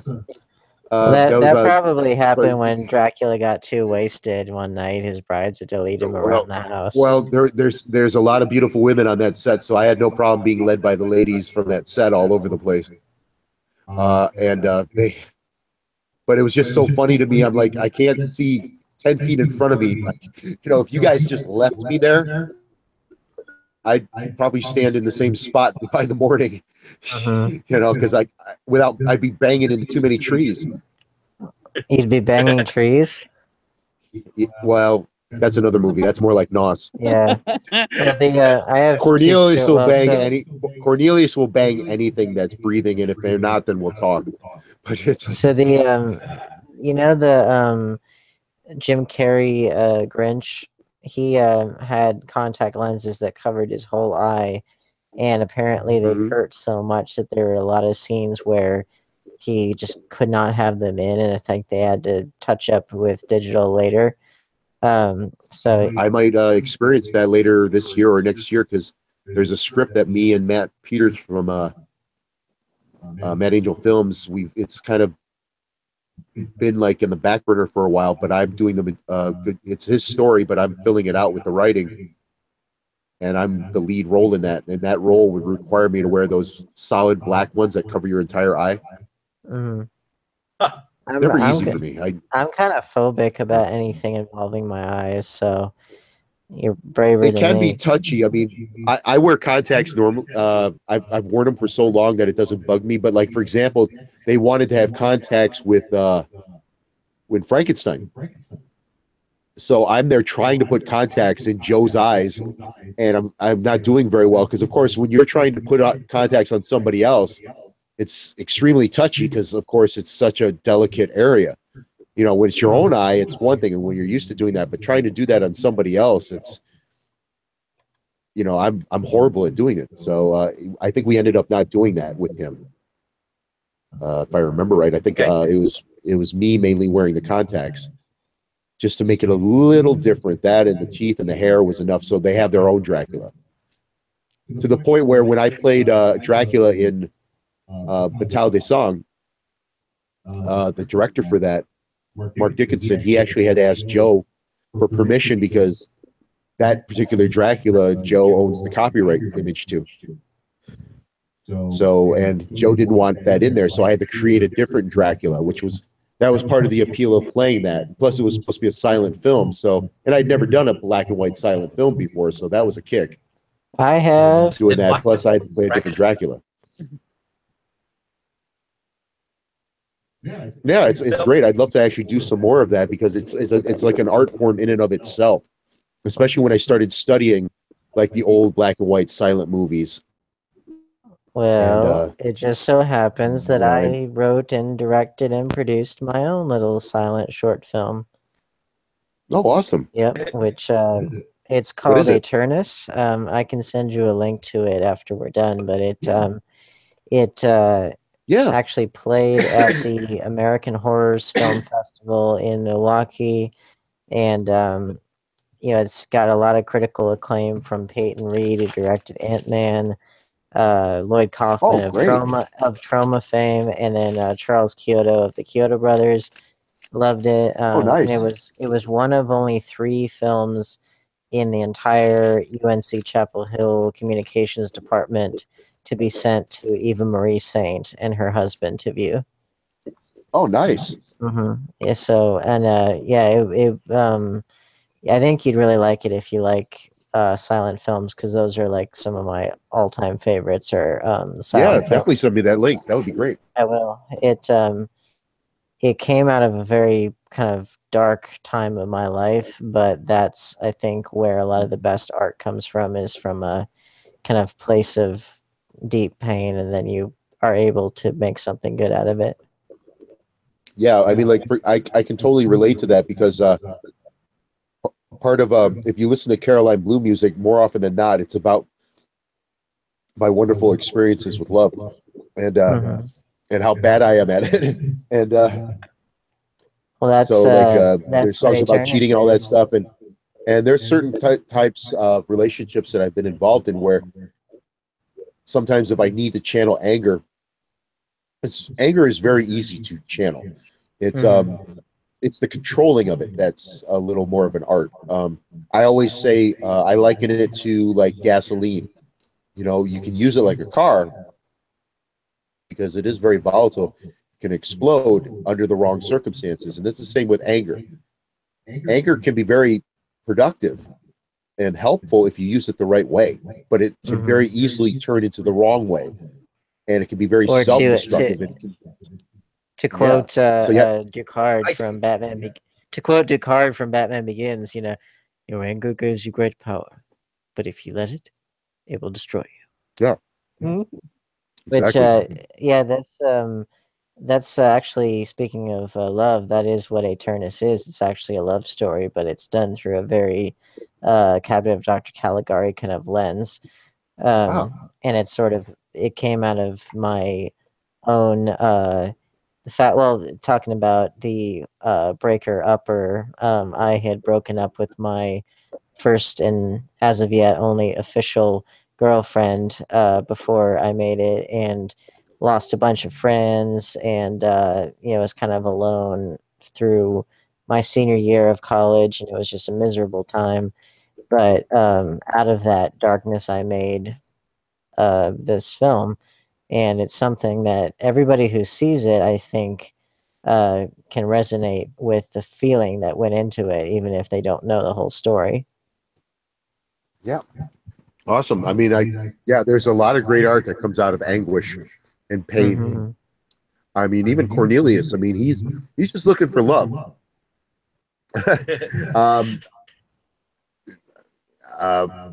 Pretty much any type of love, anything you can stick it in. That's our boy Corny. Genghis Khan was another production that it was interesting because I was it gave me a little chance to be a little different. Unfortunately, part of it didn't get caught because at the end it was a little dark and the audio was a little low. It's weird because my voice actually, as well as you can hear it like right now when it's recording and stuff, sometimes it's a little too soft. Even if I'm being intense, sometimes it's just not loud enough. So I'm either way too loud or I'm not loud enough. So in that sense, in the end, what I did was I actually tried to do kind of like an Oriental accent. And I thought I pulled it off, but you can't really hear it. The only time that even, and there was actually a little more dialogue, but that all got cut. So I only had like little phrases here and there. But then because what it is, it's kind of like a little sci-fi. It's basically you have Genghis Khan back in the day when he was alive, and then he finds this portal and he goes through it, and he's in modern times, and he's like on a stage, and he goes in the back, and he's kind of hanging out with other famous people, and it's kind of like basically what it is, like all the famous people throughout history. They every once in a while, if they want to just kind of relax from the role, they go into this neutral zone area where the stage is, and there's a cafeteria. So I talk to Beethoven, and I'm talking just like this. Okay, so, but then when I go back into the proper time period, of course, I'm talking differently. I would do it here, but I can't do too many voices right now with the way my voice is at the moment. So, sorry. Does he realize just how many people share his DNA in the future? I don't think that was explored in the movie. It was more of a sad thing because he was kind of like, he basically wanted to stay in the break room. You know, he kind of got tired of what he had to do in there. He just wanted to be a happy-go-lucky guy and maybe surf the net and go on Match.com or something. I don't know, something like that. But he, kind of like real life. No, I'm just joking. But it's what it is but then eventually there's kind of like a guy. He's kind of like the superintendent or the principal or whoever, however you want to put it. He's kind of like the guy that's in charge of that neutral zone. And he's kind of like saying, well, you have to go back. And he kind of sighs and he's kind of acting like a little kid and stuff. But then he goes back. And then once he goes through the portal, he's totally back to the Genghis Khan of history. And he actually kills somebody right there on the spot. So now, how about the production Brackish? 15. Brackish, yes. 2015, yes. That's, like I was saying earlier, that was, the original one was out in 2007. And then they had this one, and it's another movie where, here's something I forgot to mention about Slade Collins and the Tree of Life. I wasn't the original actor for General Tsar. I actually went to the auditions, and all the roles I auditioned for, I didn't get, including Tsar. So they put me in there as a minor role. Because he wanted me in there somewhere. So I agreed to do that. So there's like I think a Kickstarter video where I'm playing a totally different role in that. I can't even remember the guy's name. It starts with a G. Well, anyway, what happened was the actor who was originally playing Tsar dropped out like within a few weeks of production for whatever reason. So, and they were in the middle of filming, so they didn't know who to call. So he automatically called me and said, hey, can you fill in on this? Can you do this? And I said, yeah. I mean, it's definitely a higher role than what I had. It had a hell of a lot more lines, especially there's this long monologue all of a sudden that I had to memorize in 2 days. which I did pull off. But then it's kind of funny because then we ended up reshooting it. It's like, shit, if I had known that, I didn't have to bash my brains out to fucking get this thing down in 2 days. But I did it anyway. But and it's the same, in kind of the same thing with Brackish. Brackish, I didn't even audition for. I was actually doing some other things at the time, so I didn't even attend the auditions for that. And they had somebody else, but he dropped out before filming. And that was the main villain, and so of course they called me. I'm the villain guy. So, and again, I wanted to make things a little different. So there's actually 3 different types of roles I'm kind of playing in Brackish.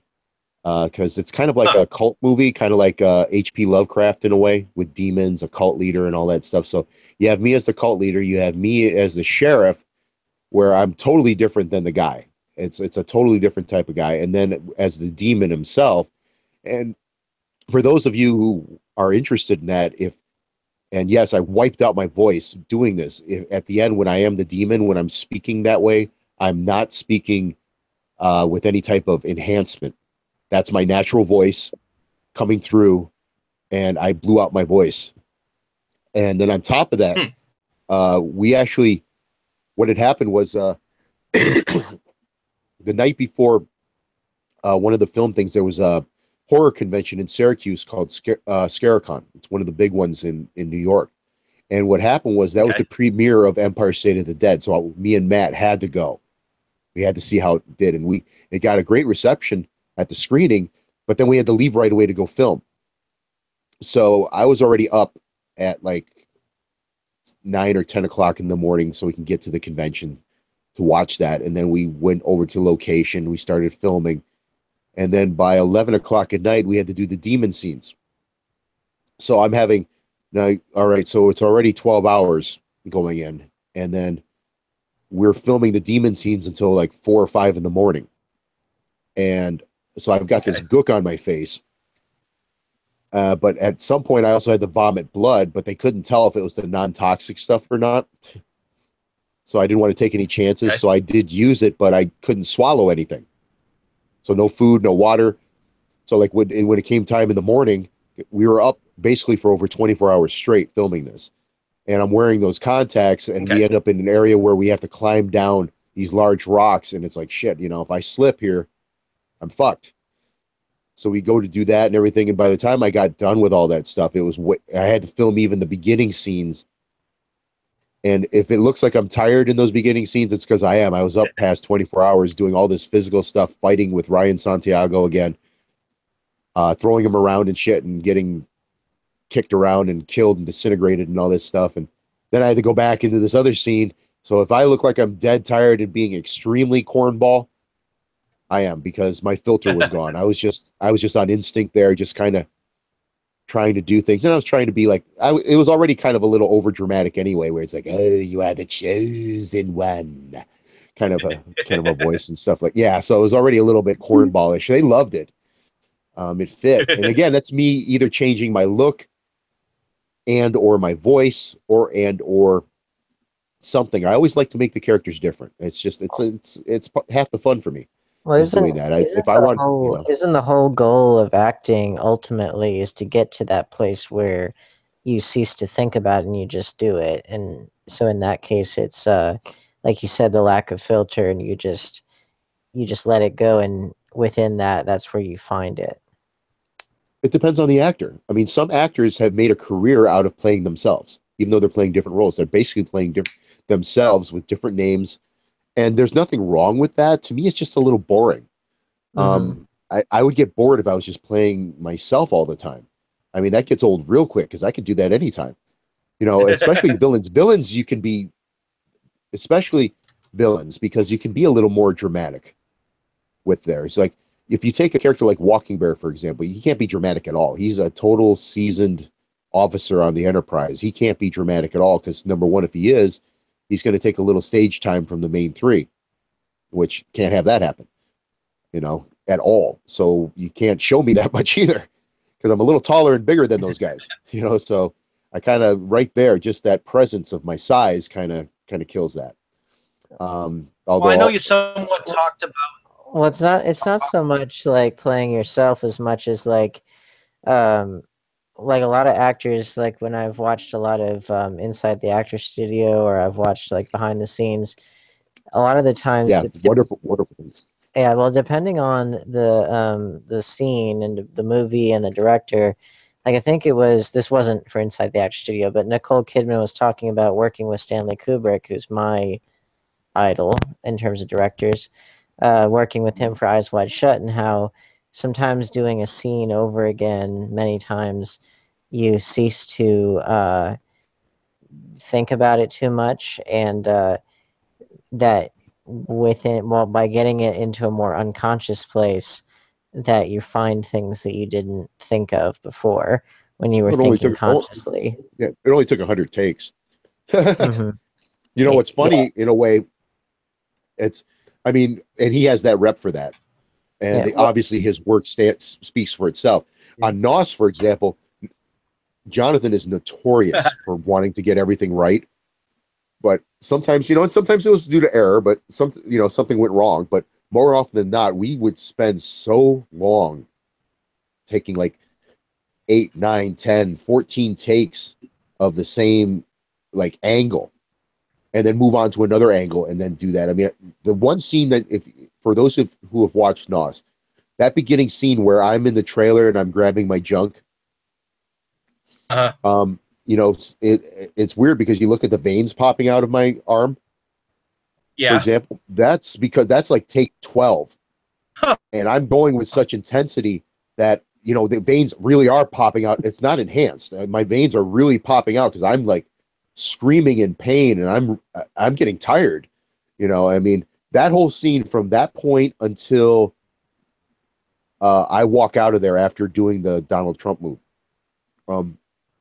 That's what some podcast called the Donald Trump, when I grabbed underneath Betty's dress and pulled out part of her vagina and started eating it. Okay. Yeah, when you ripped off her vagina. yeah, and started eating it. Yeah. That whole thing. You didn't just do a Billy Bush, you went all the way. Oh yeah. Finger looking good. Kentucky Fried Badge. But anyway, just to let you know, that scene, if you watch it, it only takes 5 minutes. that day, I got in the makeup at 10 in the morning, got out a little after 11. We filmed from that point until 2 in the morning with one break, and that was for a pizza break. And then they were still filming other scenes after that. That whole section, that's how long that took. That entire 5 minutes took almost all day. And what happened after that, me and one of the line producers, he was also the mailman zombie. His name is Kirk LaSalle. And Kirk was driving. So we had to drive back to Syracuse that night. So what happened was, as soon as I got in the car, within 10 minutes, I was out cold. And all of a sudden I wake up and we're in Pennsylvania and we're at some gas station, and Kirk couldn't drive anymore. So he just pulled into there. And apparently he left something on because the battery died. So we had to call AAA. What a way to end it. I'm like in this position in the car, and I'm like totally stiff, and I'm exhausted and hurt. And because some of the stuff, especially in Nos, was pretty brutal. A lot of physical acting involved in Nos. So that's still the hardest movie I've been involved in to date. I haven't done anything like that with my actors, as far as like drilling it into the ground for takes, just because generally I've thought, is the 50th take really going to be better than the 5th take necessarily? And I try to make things as crystal clear as I can before we even get on the set, because I also am the writer too, almost all the time. Yeah. And in which case, it's like, I just really don't want this to be a mystery as to what I want. Just know what you want, get it, move on, Well, one thing that I will give in Jonathan's defense, and this was really cool about it, was that we would get a good take, and then he'd go, okay, let's get a backup. So he would get the backup, but it was better than the original take. So it'd be like, okay, let's get a backup of that one. So, get at least 2 good takes. And of course, sometimes it just got better. People found their groove. Yeah. It's like, oh, now the angles. Now how to do this. Now you can. It's going back to that Stanley Kubrick thing where you're getting more into a flow because you're doing so many takes. So now you're unhindered. So we definitely felt that many times during filming, especially Nos. I mean, it's so weird because I'll go with Nos and we'll have that many takes. Then I'll go with Matt Angel Films, who will do just 1-2 takes most of the time. And he's done. Really, he gets what he wants and he's done. Just really depends, doesn't it? I mean, yeah. And I suppose it also depends on the actor, because then with Robin Williams inside the actor studio, he talked about like, because James Lipton asked him that very question, do you like many takes or very few? And he said it kind of depends on the scene, because sometimes if you have a lot of takes, then you can kind of ratchet up the energy level until you reach a certain point, and then you go way beyond that, and you know when you have, and you can then take that energy from the really over the top one and channel it back into something really focused. Yeah, exactly. I mean, I love that episode because I love Robin Williams. It's, and that was such a great episode. Anybody who's listening, if you have not seen that episode, out of all those inside the actor studios, a lot of them are awesome. I mean, the majority of them, some of them are a little, it's kind of a little, not boring, but just they're not as informative as some of the other ones. But Robin Williams one, I mean, depends on how intelligent the subject is.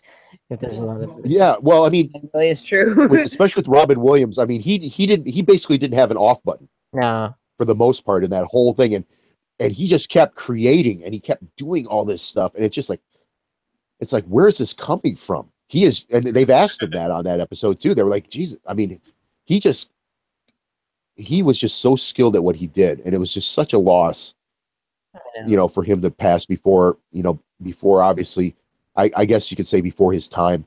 I mean, there's a lot involved with that, but I mean, and with depression and all that stuff, which I could definitely relate to and everything. But it's like, it was just so sad to see such a talent taken away before. There could have been so much more. Absolutely. But I mean, but that is such an awesome episode. If you watch that episode, you will get a lot out of it. At the very least, you're going to be entertained. But there is so many gems in that episode. Just that one episode alone. It was so good that they released that one, and I think only like a few others, but that one especially, they released it on DVD just as its own thing. And they do have it on DVD. I got to snag that. It is so awesome. You can find it on Amazon, but that is probably, I think, their best episode of that show. And there are a lot of good ones, but yeah, it really does depend on how intelligent the subject is and how much they actually do care about the craft, as opposed to how much they care about just being a quote unquote movie star, which there's a big difference between being a movie star and being an actor. And when you actually listen to actor, like I'll tell you another good one was Jim Carrey. Yep, I saw that one too. That was great. His was a good one, because especially when he talks about his performance in Man on the Moon, which I have to say is one of the best acting performances I've ever seen in a movie. He was incredible in that. You mean that was better than The Rock in The Tooth Fairy? Oh, come on. Just joking. But he like just talking about the his Crystal? Yeah. But he just, I thought he had a really good concept of technique, especially in his case, physicality, because Robin Williams did a lot with like voices and stuff, and he was obviously very physical, but not in the same way as Jim Carrey. Jim Carrey, he's almost like a contortionist. Yeah, he could do facial contortions. He could do that thing where he plays his leg like a guitar. Yep. Mm-hmm. He demonstrated what all went into the Ace Ventura walk and the kind of the peck, of the head and all that stuff. Yeah. Like he's incredible for physicality and for understanding the look of the character and the, just the physical embodiment of the character. Oh yeah, definitely. Ready. So, I know you did talk about the but why don't you go a little bit more into detail on the Star Trek stuff? Star Trek. I started with Star Trek New Voyages. I started with I've done two different fan film series with one was Star Trek New Voyages and the other one was more recent, was the Federation Files. I started out with Star Trek New Voyages because I saw a call for extras in a corridor scene. That's all it really was supposed to be. A friend of mine, his name is Jeff Forsythe. He's also a local producer, film producer in Syracuse, put out a casting call. And I said, no, that'd be cool to be, admittedly, I'm more of a Star Wars fan than Star Trek, but I do love, I should say, the original series. I got to catch up on so much of the other ones, though. Sorry, I'm kind of, yeah. Web series that are out. Some of the Star Trek web series that are out there are relatively decent for fan film type. Mm-hmm. I know there's what is it, new fronts on online or whatnot. So New Discoveries or something like that. Yeah. Well, what happened was you're fading in and out. That's why I'm not sure what you're saying. Frontier. Hidden Frontier. Hidden Frontier. Yep. Okay. Yep.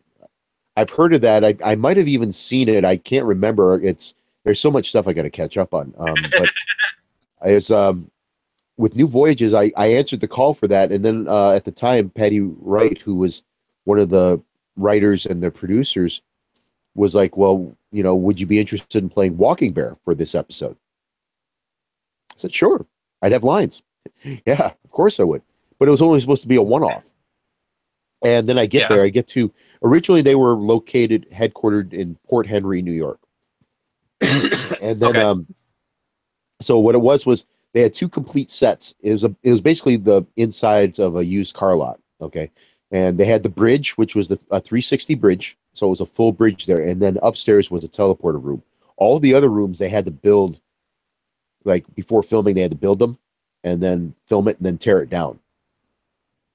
So, so it could take a long time. So my waiting time, hurry up and wait at that point before NOS became like all day and then like 2 days. But NOS definitely wiped that out.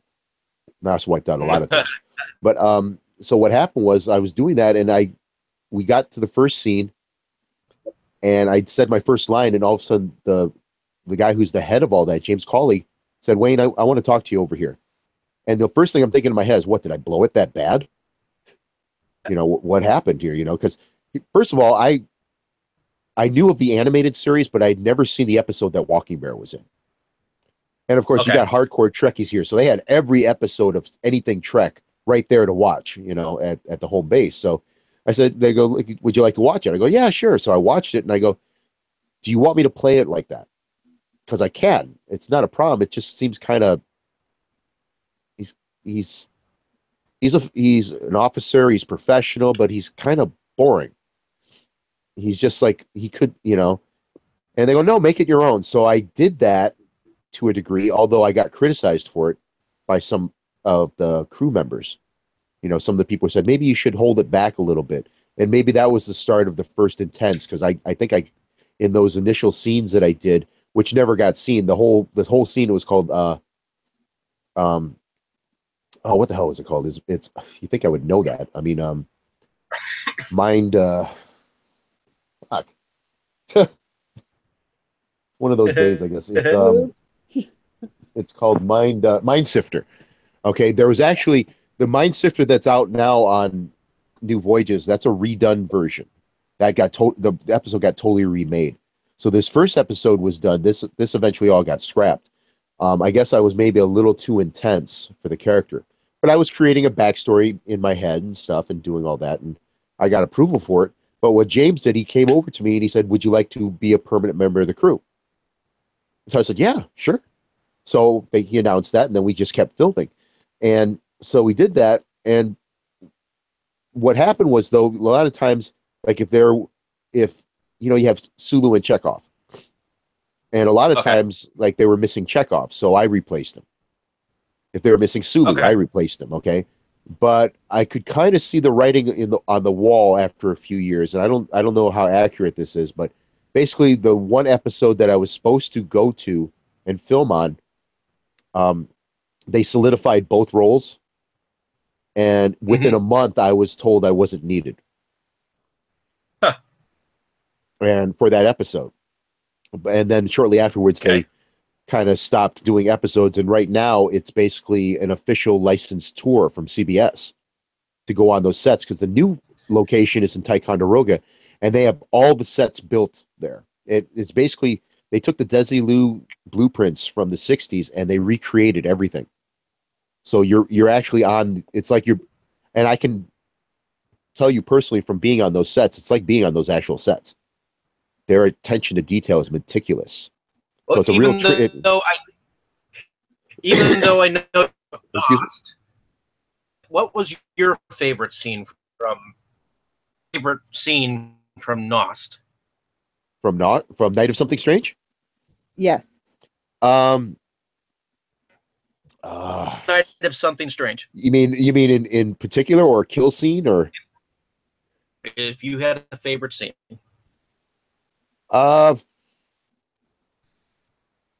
just recently got asked this question too, but it was more specific about a kill scene, and I kind of defaulted to the thing I did to the cop. Okay. Anybody who's seen that will know that I definitely had my milk for the day on that day.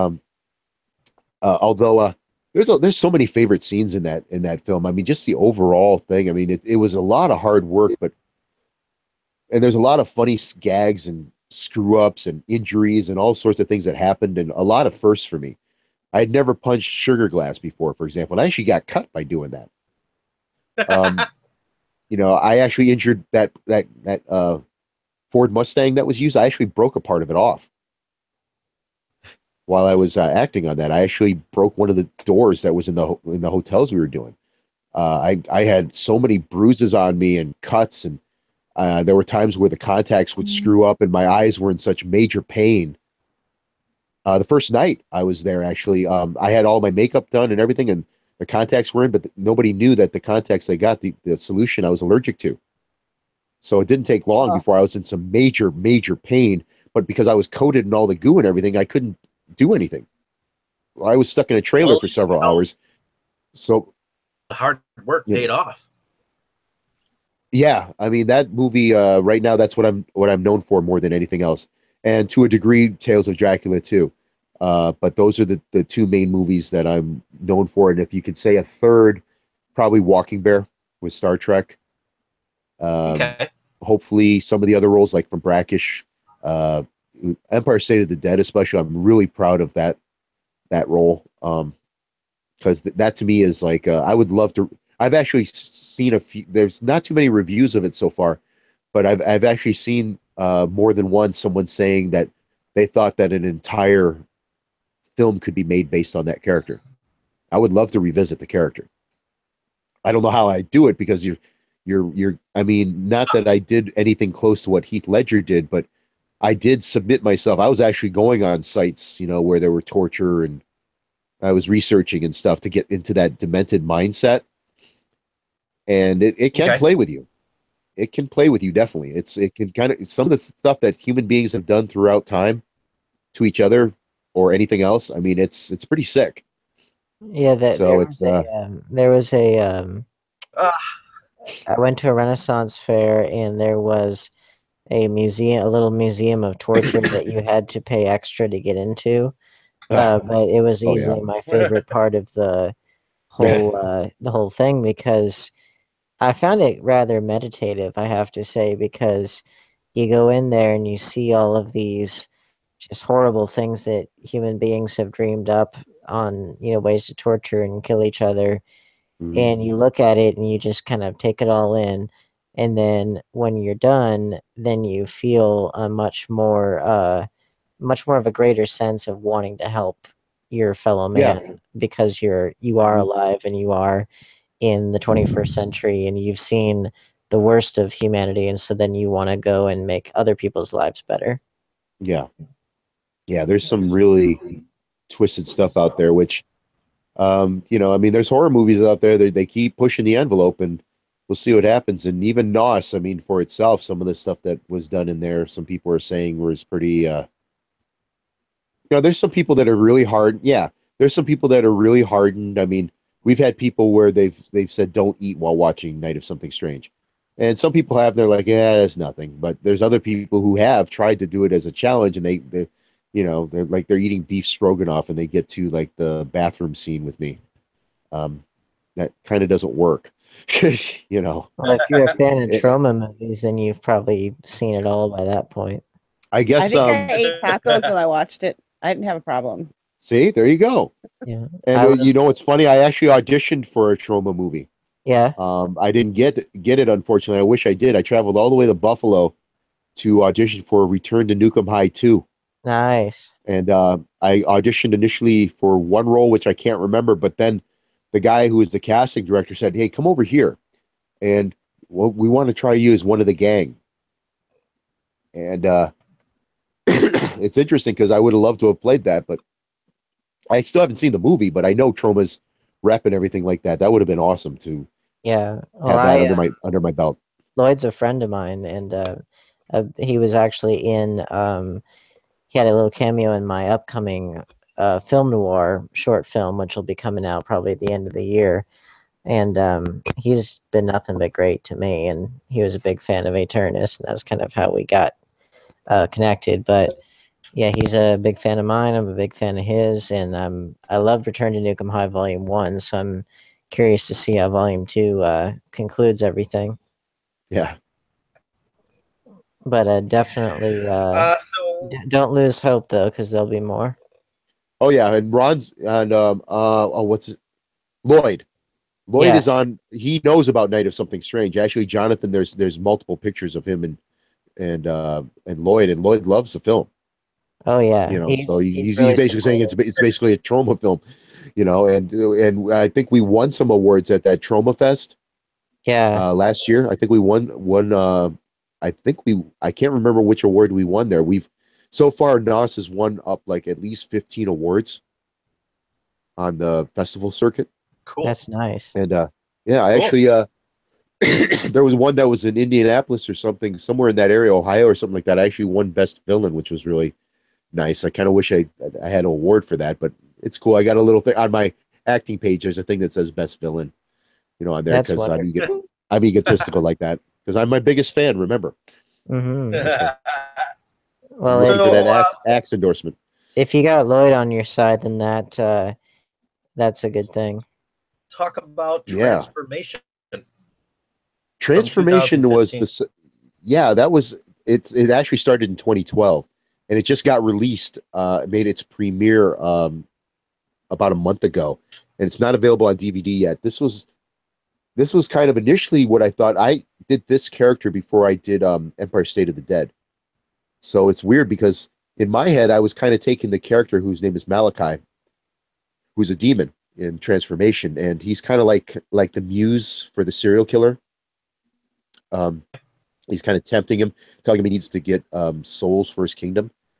But he's very creepy. And what I kind of in my head initially was thinking was like, okay, I took that character and I kind of beefed him up into Draven for Empire State of the Dead. Well, then I just recently watched Transformation. I haven't seen it in years. And the thing is, Brian Hewitt, the film director, he's notorious for not giving actors or anybody the complete script. He only gives them the parts that they're in. So that's kind of half the fun. It's like, you know, even the actors. I mean, I got interviewed that night at the premiere and the guy was saying, so what's Transformation about? And I'm like, I'm really not 100% sure, you know, until I saw it. Because a lot of the stuff in there, I was like, damn, I didn't know about this. I didn't know about that or that. But I watched my character and he's a lot more creepier than Draven. He's also more gay. He kind of strokes Brian like in certain ways, and at one point he does something which kind of freaks him out because he's a demon. He can do whatever he wants. He's playing with his head, Okay. you know, and he's got a little bit of a southern accent too. So, but that was a lot of fun. That took a long time though. That's when Brian told me after Rise Up and Fall, and he goes, yeah, we're gonna do Transformation. It's not gonna take as long, and then it took twice as long. So. You're awesome, Brian. You know. So From Transformation at all? what was that? I'm sorry. Scene from transformation that you remember? There's one scene, and it's weird because it's like, having said that, I just watched it a month ago. I wish normally if it's a movie that I'm in, I get a copy of it and I watch it multiple times. In part because, again, I'm my biggest fan, but I'm also looking at it to improve myself. I'm looking to see what I could have done to be better. Pat myself on the back on something that I did really well, but more often than not, criticizing myself to death and basically saying, "Shit, I would have done this. I would have done this." Especially a movie, because again, most of that was filmed in 2012. So obviously, I'd like to think that I grew in skills a little bit from 2012 to now. So I would have approached things differently. And so initially in my head, I'm kind of thinking, before I saw it, I'm like, yeah, this is going to be interesting because I don't know if I'm like I am now. But then I look back on it, and I had a lot of people coming up to me at the premiere going, "Damn, you were creepy," which is the effect I wanted. It's like, damn, that's what I was going for. You can get. Yeah. And I mean, one of the highest things that I've ever gotten, and I have gotten this a number of times, is where they'll say, "I didn't know that was you." Initially, maybe the first moment, okay, they see me, and it's like, okay, that may be Wayne, but then they lose themselves into the character. And that to me is like the highest thing, where, it's like, that's Wayne, especially like something like Nos. I keep going back to Nos, but Nos is something that people who know me in normal life, I've actually had this. There's a comment, I think, on one of my feature pictures of me as Cornelius on my Facebook page. There's a friend of mine who was like, "I didn't know that was really you until I looked at the credits and saw your name there. I cannot picture you doing anything, even half of what you did in that film." And be honest, when I first saw the film, I couldn't picture myself doing it either. I couldn't believe it. I'm like, shit, I actually did that? I'm fucking eating a leaf that got pissed up. What the fuck? It's like, god damn, that was pretty desperate and or sick back then, But I still do, there's still even current stuff, there's stuff that I'll do, it depends on the character. What's funny is that you were also somewhat the hero in a way, in towards the end of the film, which was yeah. I mean, that's funny. Well, in a way, and I don't know if I succeeded or not. What I tried to do in a way was, when what happened at the end of me, I kind of was trying to play on a little bit of sympathy with the face I was making, almost like, why are you doing this to me? I'm just who I am. I'm not evil. I just am.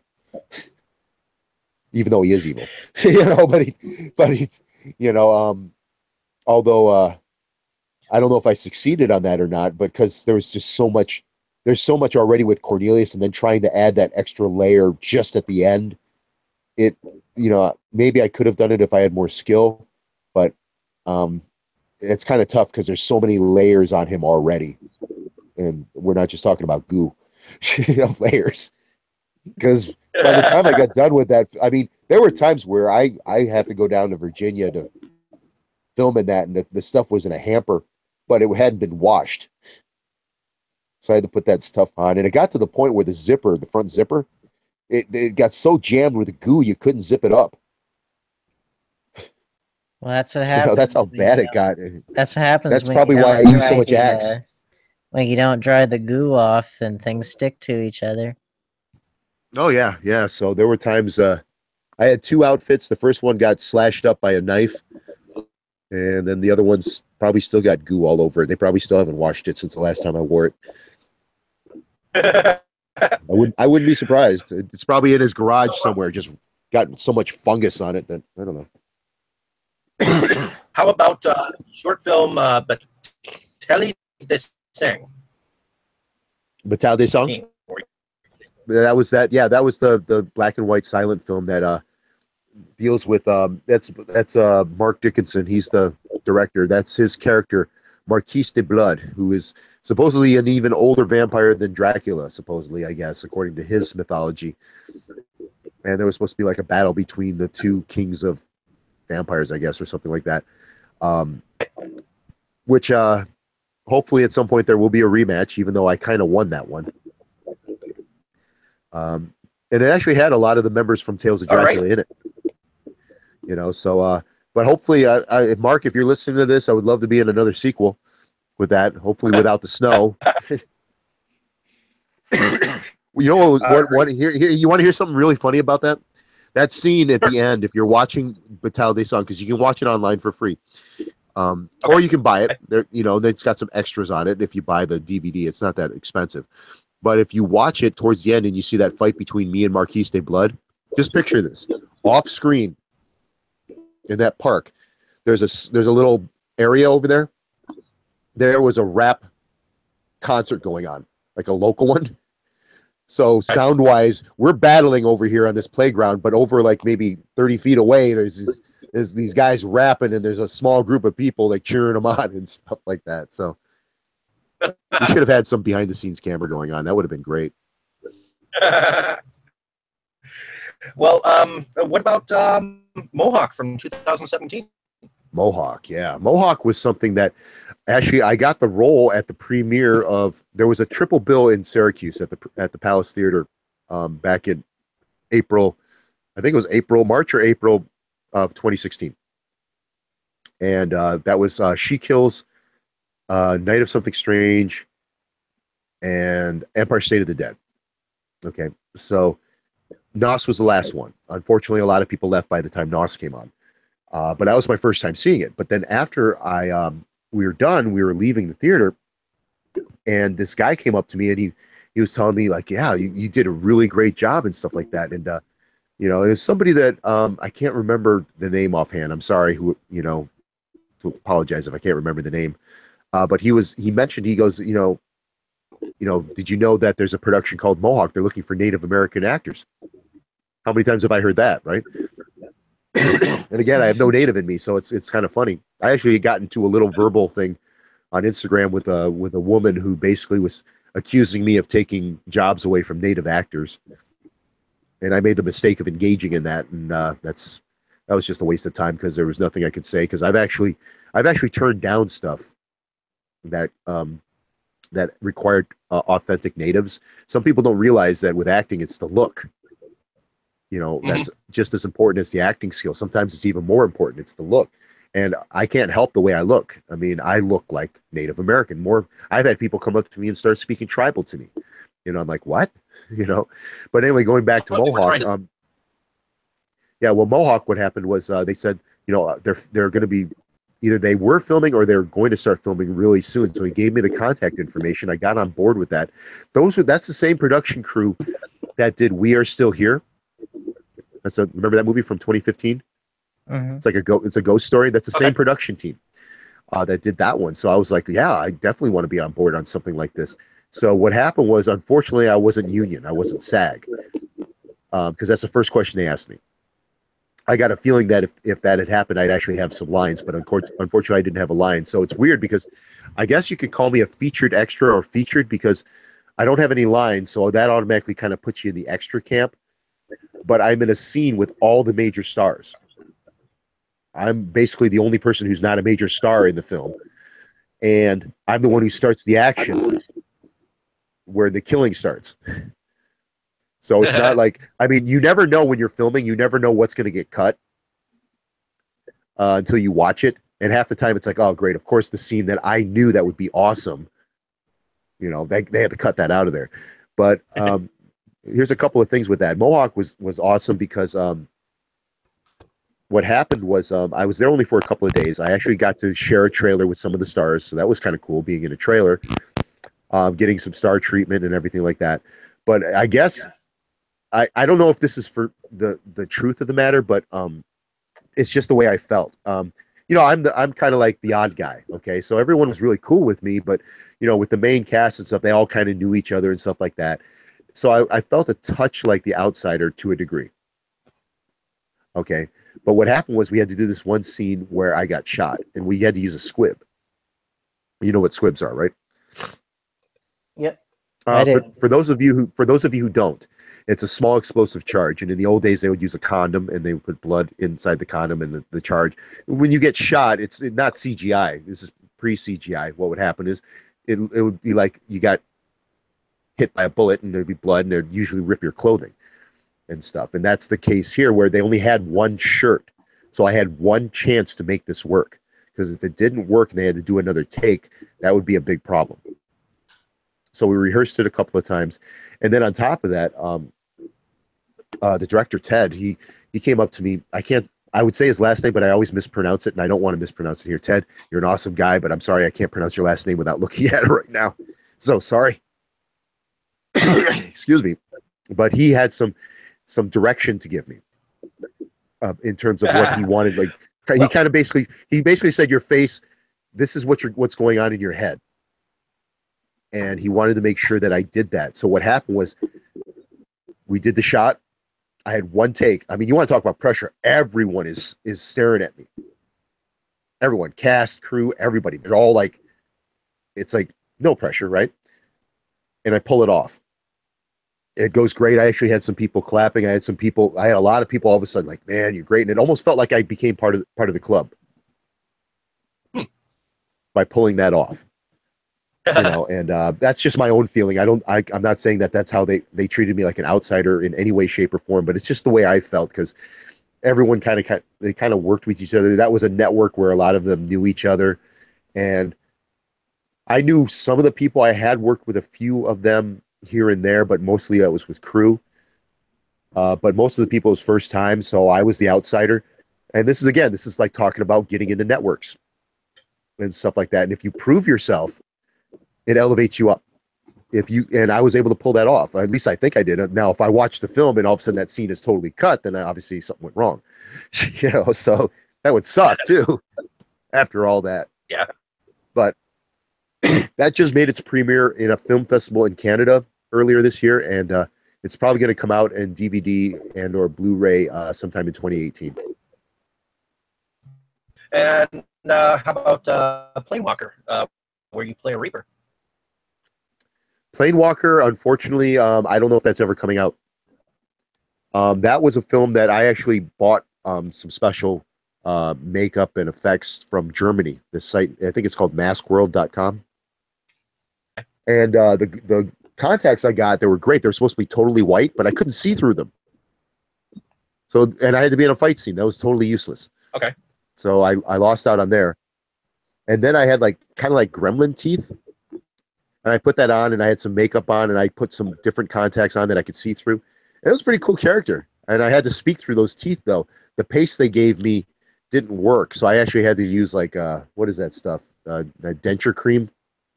Okay. That they had, like Fixodent? Yeah, that was it. Fixodent. That's what I had to use. So, and I had to use a ton of it, so my mouth is trying to speak. It was bad enough through those teeth, but having a mouthful of Fixodent in there as well, it's like, got to do what you got to do. Well, to tie it back to Jim Carrey again, when he was in The Mask, he had those giant teeth that he had to learn how to talk with. Mm-hmm. That's another reason, like in Tales of Dracula, I preferred the teeth where they are, because when they're far back, you kind of get a lisp. And what happens is, in that film, they wanted the return of Dracula where he was a cold, inhuman monster, an evil monster. No, none of the romance, none of that, he's such a tragic character. No, he's a full-on killing machine. He is an inhuman, evil monster. He will rip your head off as soon as look at you. That's what they were going for with there. So having the teeth where they are towards the front, I didn't have to have kind of a this, like that. So it's like, so that was one good thing about having the teeth in the front. Well, what about Bank East, the musical, the short film from 2012? That was interesting, because that's the only dance thing I've ever done, and most of it got cut out. When you watch it, it was a student film, short film, out towards Rochester, so I did that. There was a time period in 2012, if you look at my chronology, there's a ton of extra roles, because I kind of got on board with that, and I was just trying to get into every network I could.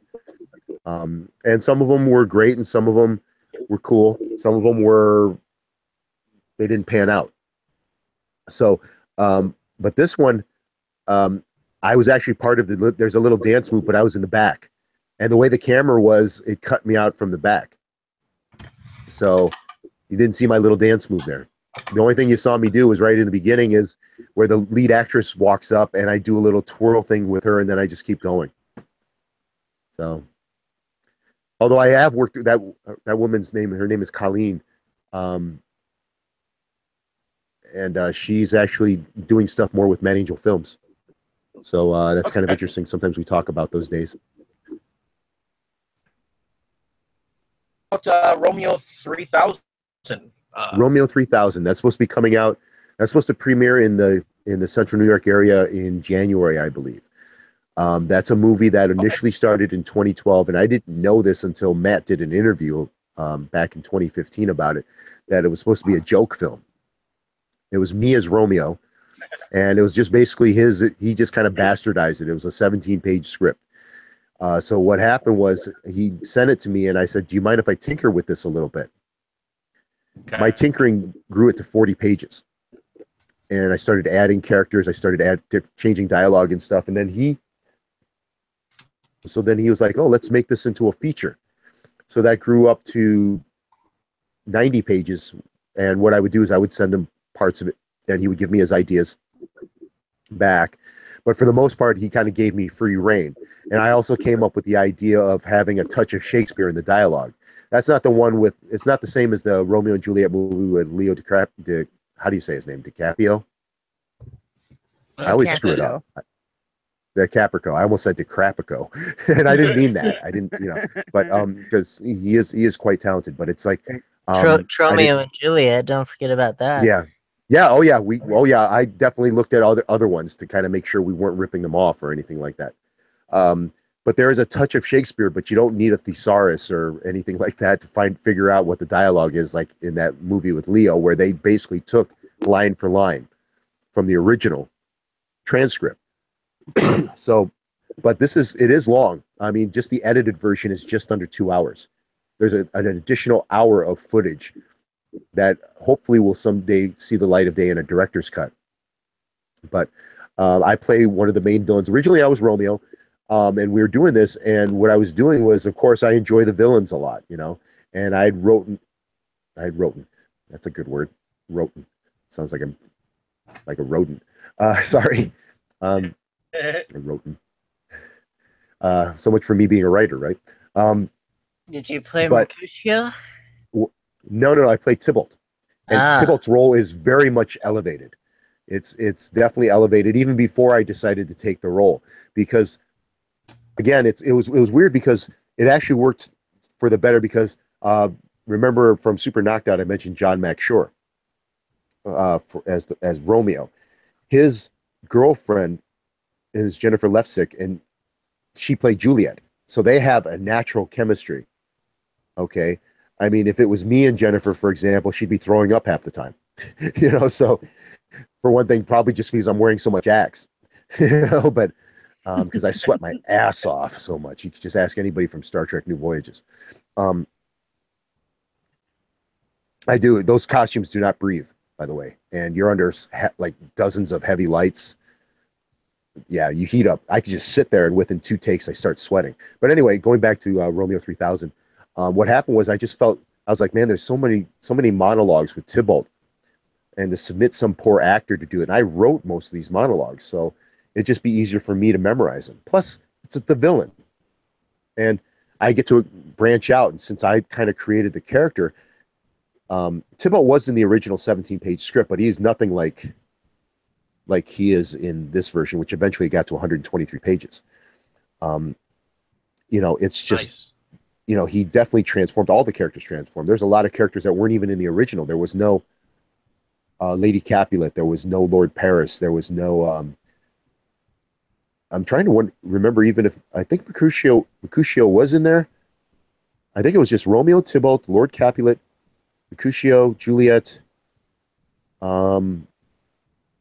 Samson and Gregory, Rosalind, and maybe 1 or 2 more, and that's it. I added everybody else. Okay. Because it needed to.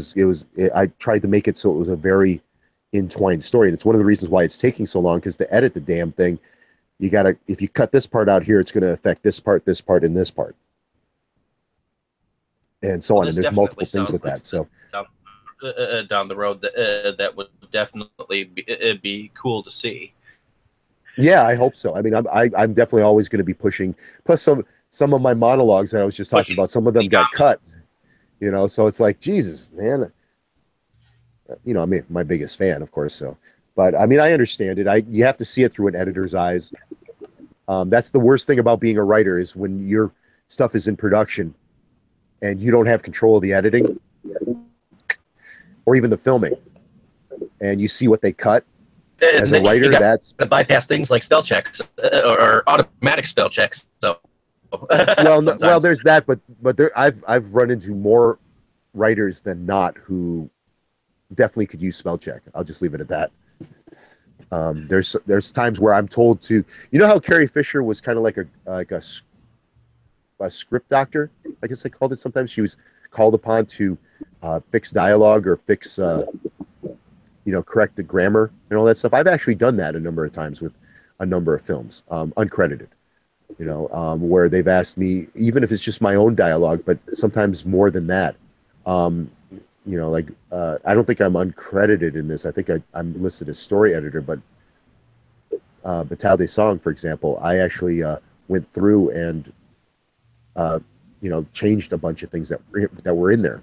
So nothing against Mark. I mean, Mark is great with what he does and everything like that. But I did change a number of things, especially the dialogue.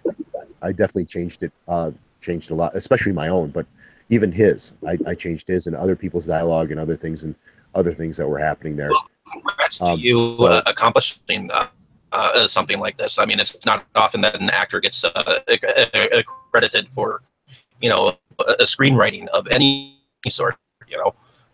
That's why I'm my biggest fan. I'm my biggest promoter too. I'll shout all day long about what I do. Well, you have to, because no one else is going to do it for you, right? Right, exactly. The production Drive.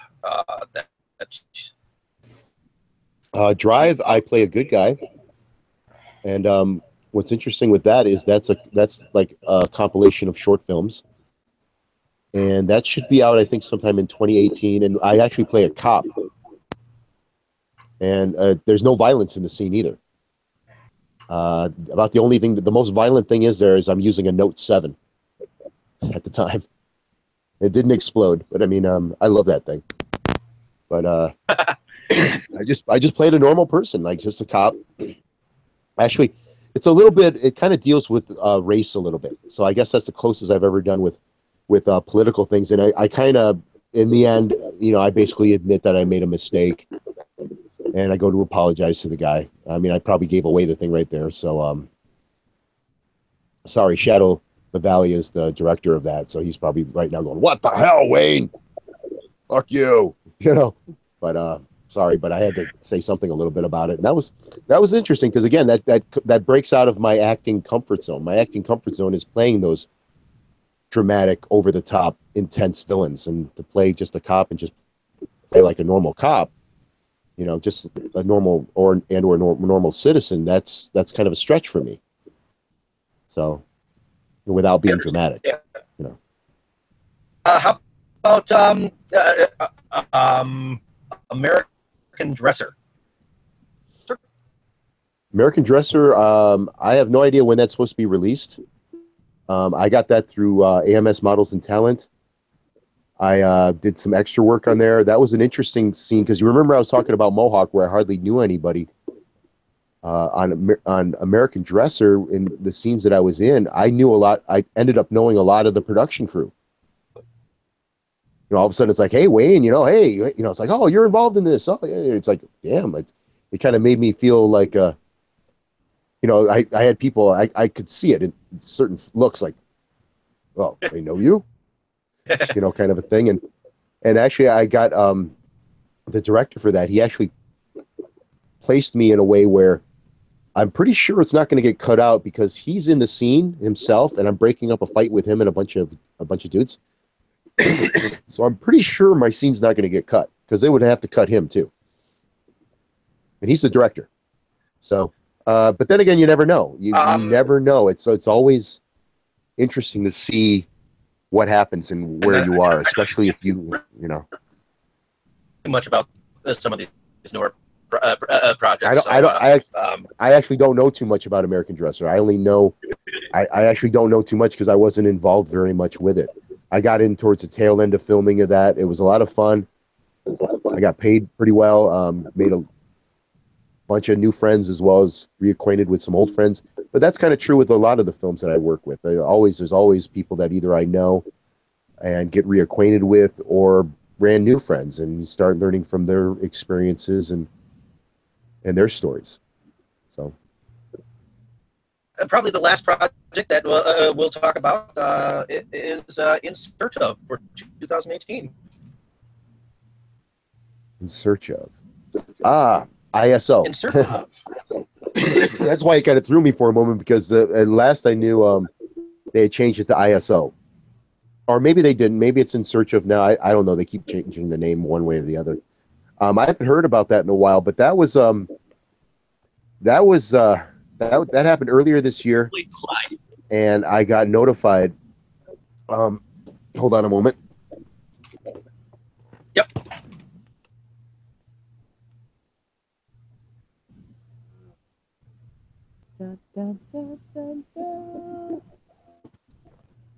I'm back. I just had to use the bathroom. No, just joking.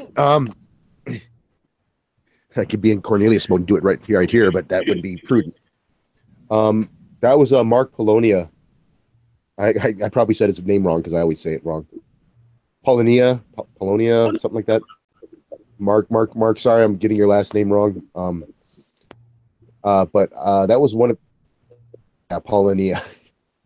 I remember saying that in front of his wife, and she was laughing like, "What the hell?" But I got involved with that because he actually messaged me directly and asked me if I wanted to audition for the role of Clyde. And there was another role which I wasn't interested in that one. So he wanted me to audition for both, but I just said I'm going to audition for Clyde. And I did. I did a video audition for that, and he liked it and gave me the role basically right away. I think if I remember right, I was the first person cast in that. And it's a Bigfoot movie. Okay. Yay! Yeah, I had to go down to Pennsylvania. And what's interesting was I'm taller than the actor playing Bigfoot. so that was interesting. I'm so glad I didn't play Bigfoot, though, because it was in the middle of, August. It was really hot. And that outfit that guy had to wear, I felt so bad for him. He must have lost at least 10 pounds in that damn thing. Can you imagine how much acts you go through? Yeah, I mean, I've been in those situations. I've been in, like, with the doll maker, with all that stuff, because just to go deviate from that a little bit, the doll maker, the original actor was a guy who was like 300 plus pounds with no neck. But then he quit before filming, and I got involved, but they had to make me bigger. So what I'm doing is I'm wearing a ton of clothing, plus I'm wearing a SWAT vest underneath. That's big, bulky SWAT bulletproof vest. So yeah, so I look huge. I actually had a woman one time online. She goes, "How do you fluctuate your weight so much?" And I'm like, you do realize I'm just wearing padding and stuff, right? I don't balloon up like I don't, before filming, I don't go to McDonald's and eat 20 Big Macs, and then throw them all up after we're done filming. Yeah. And then go and throw them all up afterwards or something like that. I'm not that extreme. But with Clyde, basically, again, he kind of gave me free reign to interpret the character. So I didn't really change the lines, but I added the accent. There's like a little bit of a southern accent to it. I added the toothpicks, which they weren't there before. I kind of made, and Mark was cool about it. He was like, "Yeah, do it," and they loved it. And it's a little different because he's a southern boy. He's a good old boy. Maybe thinks he's a little too smart for his own good. And that was fun because it was a bad guy, but it wasn't like a bad evil guy. He was just basically an asshole. So I guess you can call him a villain, but there's it's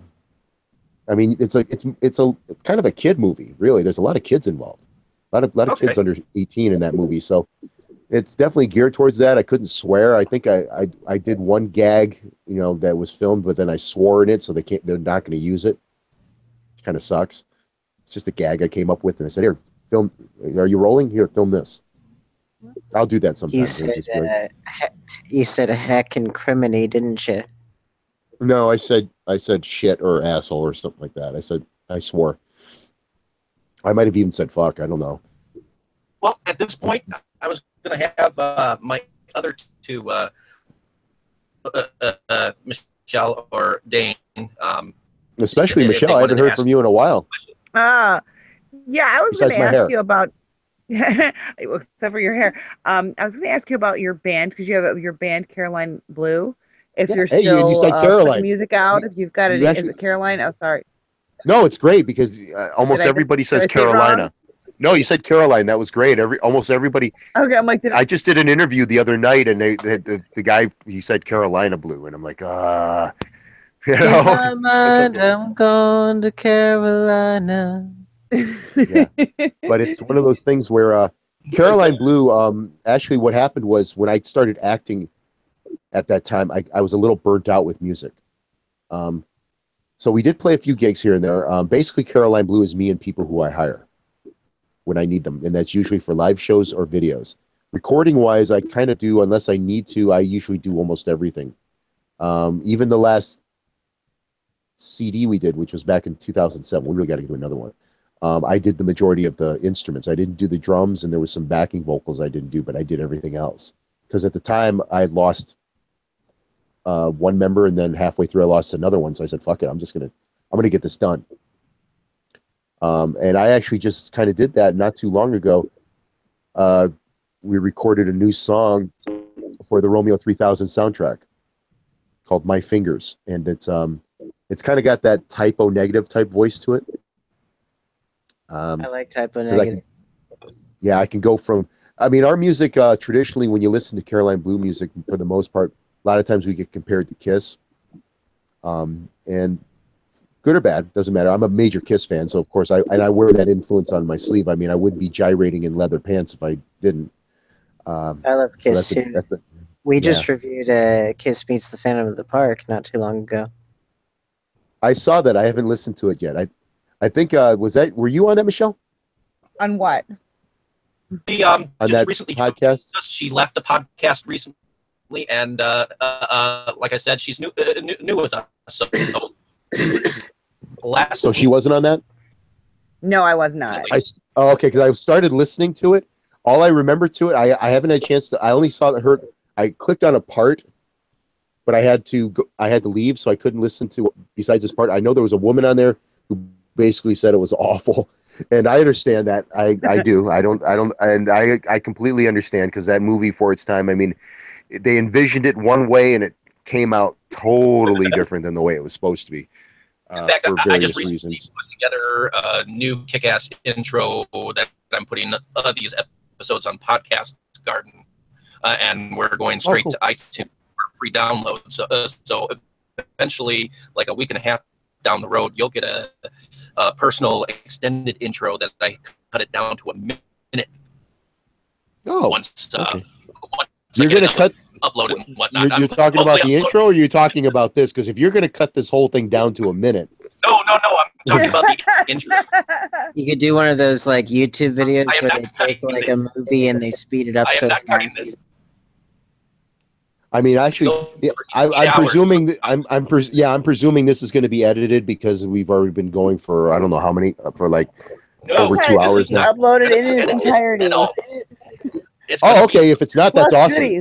That'd be, definitely. Oh yeah, definitely. That's awesome. Because I was going to say if it was going to be edited, I'd love to get a copy of the unedited version of it. But yeah, I mean, it's great that you're going to this with the extended intro that I've cut.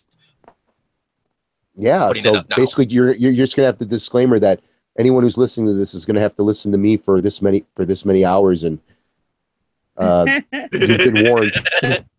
Because anybody who knows me knows there are times when I can talk my ass off about my favorite subject, which is me, of course. Well, I figured, and I'm modest about it. Exclusive, and I'm pretty hardcore when it comes to interviews, and I want to be known like that, Awesome.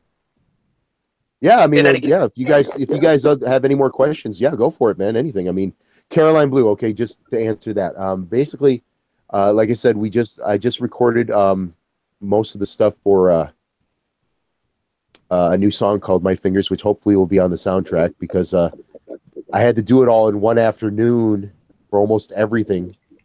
And then the producer, his name is Emmett Van Slyke. I can't pronounce that right now at the moment for some reason, but he had to move to California within a couple of days. So he's got all those tracks that I recorded, and I even did the drums, digitally. So we'll see what happens with those. But everything was done there right when I was getting sick too, on top of it. But I had some time in an afternoon, and we actually belted everything out. Almost everything was first take, and that's what it is. Because sometimes, a lot of bands. I mean, believe me, I would love to have it where it's like an actual, like a traditional band, and maybe someday that'll happen again. But right now, number one, the style of music we do, it's just less and less. There's finding the musicians who want to do it like that. It's definitely getting less and less. And they're all getting older too. So, I mean, even me, I don't know if I can move like I did in those videos, as much as so I might not have to shake my ass as much or I'll throw my hip out,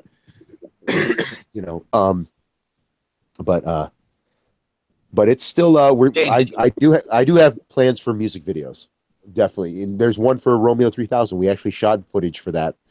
And before even the song was created, we shot that years ago. So we're going to sync all that up and get that going. And there's going to be other ones. I've already been talking with other musicians for music videos and stuff. So it was supposed to be this year. Unfortunately, it didn't happen. Hopefully next year we're going to start cranking that stuff out, as well as getting the proper website up finally.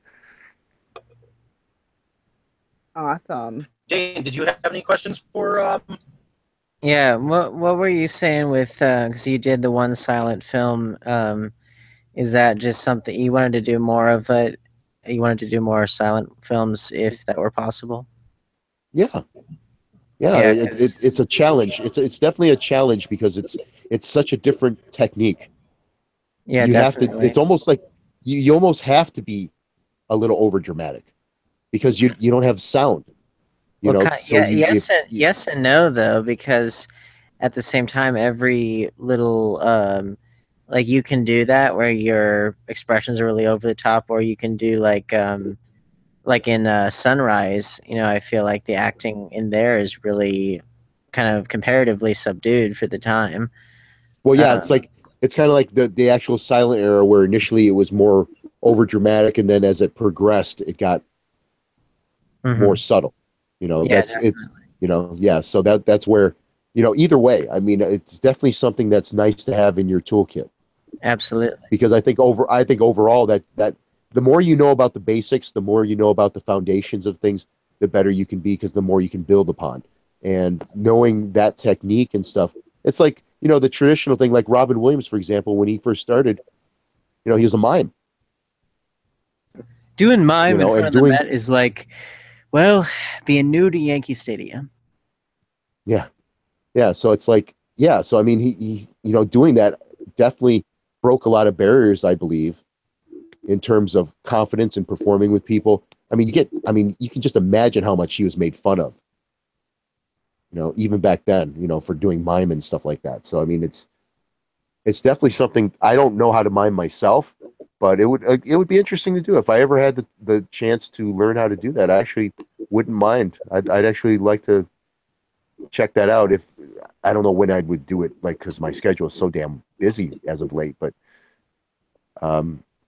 it would, again, the more tools you have to draw from your toolbox, the more more you can help your creativity get to where you want it to be. It's the same thing with music. I mean, the more you know what to do, it doesn't mean you have to throw everything into the kitchen sink approach. You don't have to use every tool in the toolbox, but it's nice to have all those different layers and flavors. So when you do need them, when your creative muse is saying, I want to do this, you're able to do it. It's not like, well, I can't do this because I don't know how to do this. And then now you're trying. Now sometimes that works. Sometimes trying to figure out how to do something leads to some great creative acts. So both are valid, but I mean, it's, creativity. It's nice to me, to have a lot of tools in the toolbox to choose from. So I always like layers. I like flow and layers. That's my big thing when it comes to acting. Any creative Makes sense. endeavor. Flow What and create flow. what do you least like to hear from a director? Like, what's like You're the not big getting paid. thing? What's like the big thing? The big thing that you're like, just no, don't. If you're a director, don't say that to me. I don't know if you heard me what I said while you were still talking. I said you're not getting paid. Oh, that yeah. Like, I mean, technique wise. Technique wise, I think for the most part I don't have a problem with it. I think the only time it would happen is if I get too attached to a certain way of doing things, and I'm with a director where it's like, you're leading the actor, and if I already have this thing here going, Okay. and I know it works, and they tell me to change it, and when I do that, I know it's not working. But he's basically saying, no, we can't do it the other way. We're doing it this way. And I know it's not going to come off as well. I'll still do it because he is the director. I'm not going to be an egomaniac unless I'm part. See, if I wanted to have that much control, then I should be part of production. Okay. Otherwise, I'm still, I have to know my role.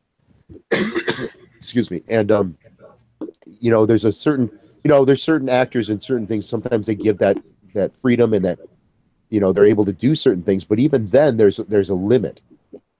Okay. And sometimes when you butt heads with writers or directors, sometimes, that can be a little frustrating. But in the end, I mean, you just have to remember everybody involved, for the most part, they have their opinions and viewpoints and everything because they want to do what's best for the project. And it just so happens that, you guys kind of disagree. I had that with there's certain actors I'll work with and they're improv guys and they're throwing me off because they're improving. Because I have to improv with them to react to them because they're going off script. So if I keep on script, it's going to sound weird. There's actually, I'm not going to say which movie it is. There's actually a film that I've done where that happened, and it does sound weird. I kind of wish I had made the other choice instead of just sticking to the script and hoping he would come back because he didn't. But that's fine. But then there's other instances, and even in that same film, where the actor was improving and I went with it. And then you look at the final project, and that's way better than what we were going to do because it was so much more natural. It was more flowing. So when you're improvising with somebody, if you can improv with them, that's great. I mean, that can be really hard to do because that's where theater comes into play a lot of times because a lot of acting really is acting and reacting with other people and other things. That's really what it boils down to in more often than not. There's more to it, obviously, but a lot of times it's your actions and reactions to things and other people. Acting and sometimes the most natural is reacting, as James Lipton would say. Yeah. So sometimes when you have that situation where somebody's improvising, you improvise with them. You just go with the flow. And until somebody says cut, you keep going. And, and obviously if somebody isn't saying cut right away, then something's working. And that's where you get that's sometimes where you get that magic is when you get two guys that are improv guys. And I've been in situations like this where you're doing that and things are happening and it's like, then you do another take and of course it's not as good, because it's not as flowing. It's not as spontaneous. Those are some really magical moments that when you run into when you're acting, but sometimes they're kind of rare. It's one of those things where, sometimes people are just very, you do what you do and, and you kind of put it in your director's hands in a way, because sometimes actors get a bad rap. Sometimes, in my opinion, I think sometimes they'll say, "Oh, this actor, he sucked," he couldn't do this right. Well, how do you know that it's totally on the actors? Now, if the actor is part of the writing team, production team, and all that stuff, and has a huge say, yeah, then you can say about all that stuff. But how do you know he's not doing exactly what the director told him? Obviously, the director approved it, because otherwise it would have been a different take. And who knows how much control that director has over that actor? So and then there's the editing. There's all sorts of different factors that are involved when it comes to a movie. So sometimes I think the actors, sometimes the blame is unfairly put on them if something is going bad. But then again, sometimes it's squarely on their shoulders, and it should be, because they couldn't act out of their way out of a paper bag. But it's hard to tell. It is what it is. Though it's hard to tell because sometimes they're doing exactly what they're told, and if they're doing it exactly as they're told, is that quote unquote bad acting, or are they just doing what they're told? Or is it bad direction? Yeah, so exactly. So it's one of those things that I always keep in mind when it comes and I see a bad performance. It's like, well, is it because of the actor, or is it because of the director, or is it because of production, or even the writers?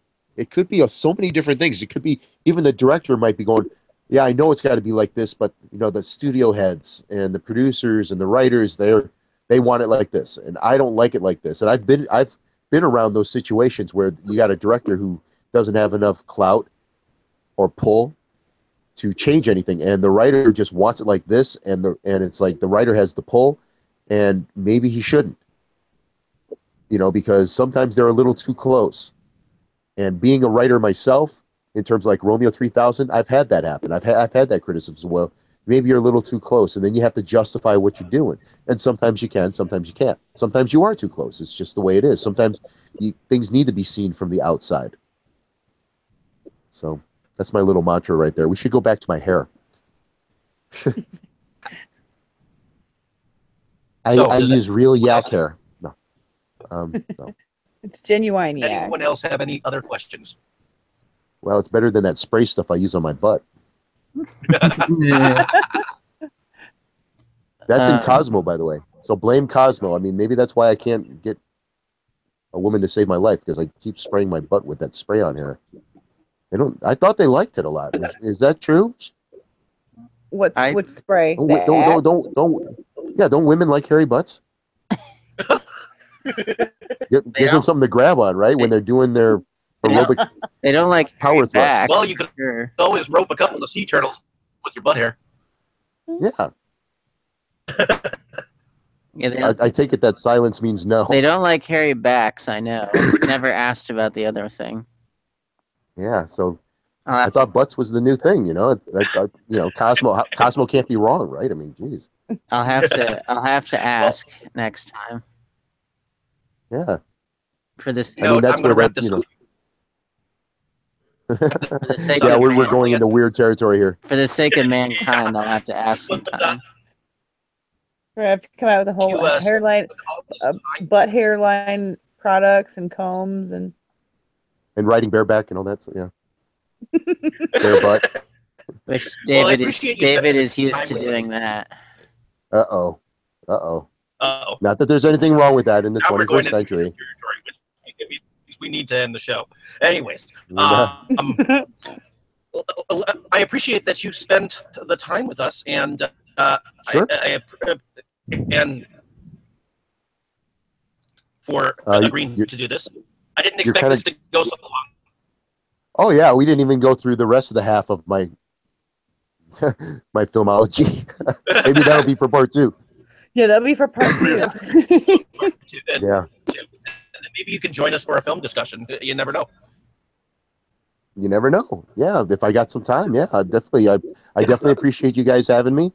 Anytime, if I can get the time, yeah. Yeah, at the end of the I definitely appreciate it. Thank you guys all very much.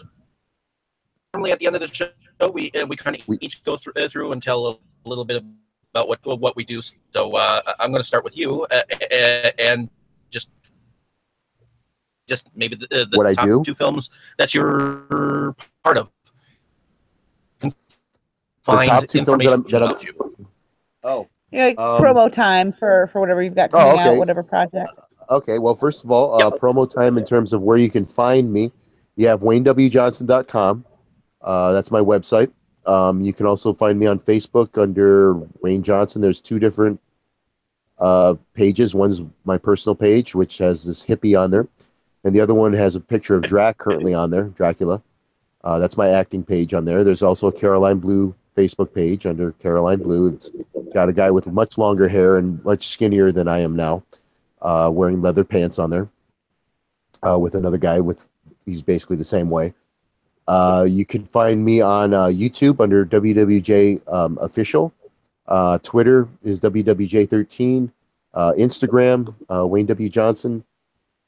Not sure. Google Plus. You can find me under Wayne W. Johnson. For those who go, you can even find me on MySpace.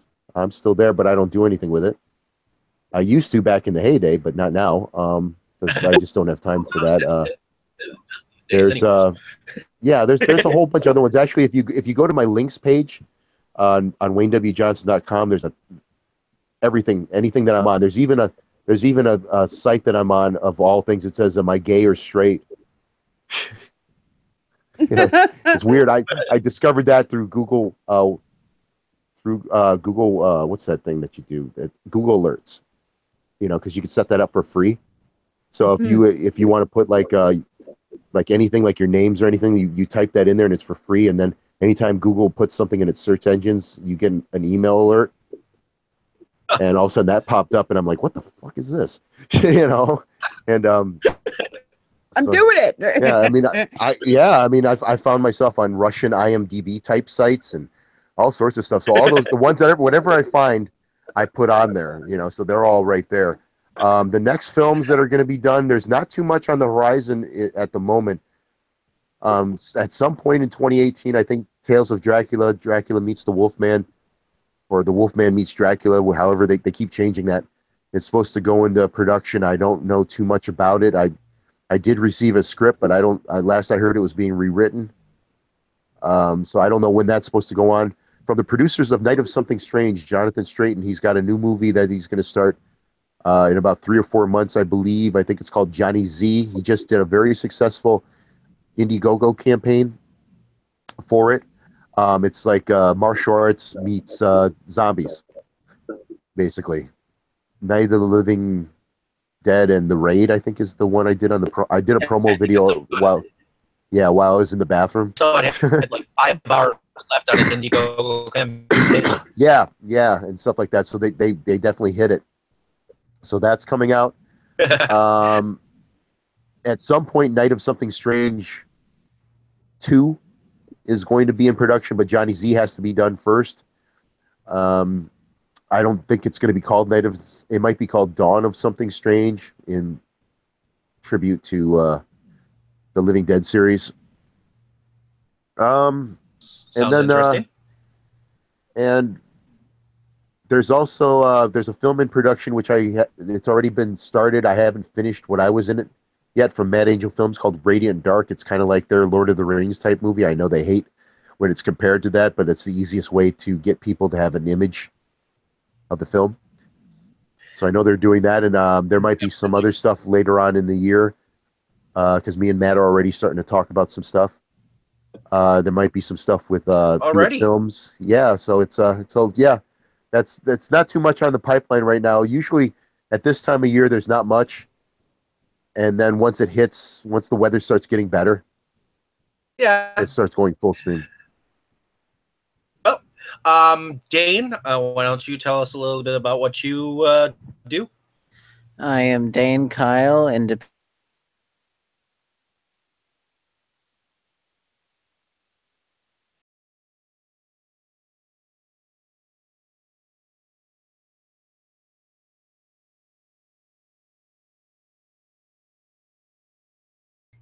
you can see some of my work there. I've had my work recently get accepted into a horror anthology feature film, and I'm going to have one of my films get onto a... You guys. Yeah, why don't you tell a little bit about what you... Jaeger Entertainment.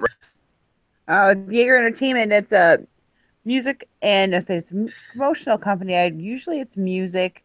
Right now I've been on an extended hiatus from it. On vacation, so I'm looking to get back into some new projects, get some music videos going, work with another band or two locally.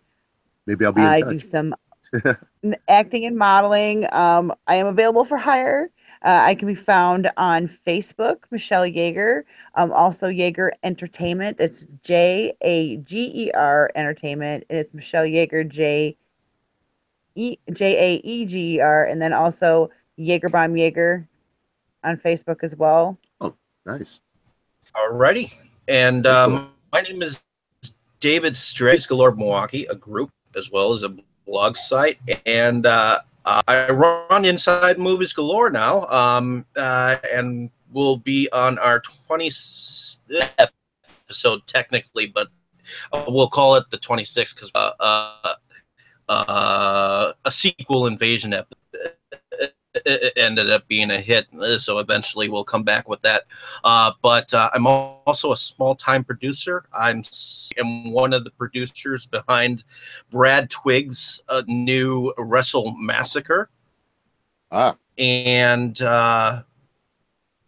I'll be funding a couple of Dane's films coming up, so definitely keep a look out.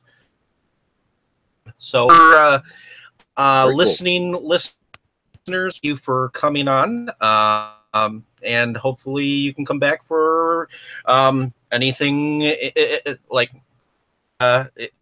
you do 5 more films, and we'll have you come back, or we'll have you join in on a film discussion. No pressure. 5 more films, no pressure. We just have fun. So yeah. Oh yeah, awesome. Yeah. Tomorrow night we'll be definitely. Definitely. Yeah, tomorrow night we'll be doing an episode with a slightly larger group on Krampus. Cool. Starting off the Christmas season. You and hopefully you have a good evening. And as soon as I get this, the intro and the extended intro, I'll post to you, which should probably be sometime next week, since since I finally learned how to do. I'm on what is it? I'm episode 17, and I'm trying to combine the intro, so it's like, but you have a good evening, everybody. And you listeners have enjoyed listening to broadcast. So tomorrow night, talking about Krampus. Goodbye, everyone. Bye. Have a great one, everyone. Thank you again for having me on there. Thank you. Thank you. Happy holidays. Too.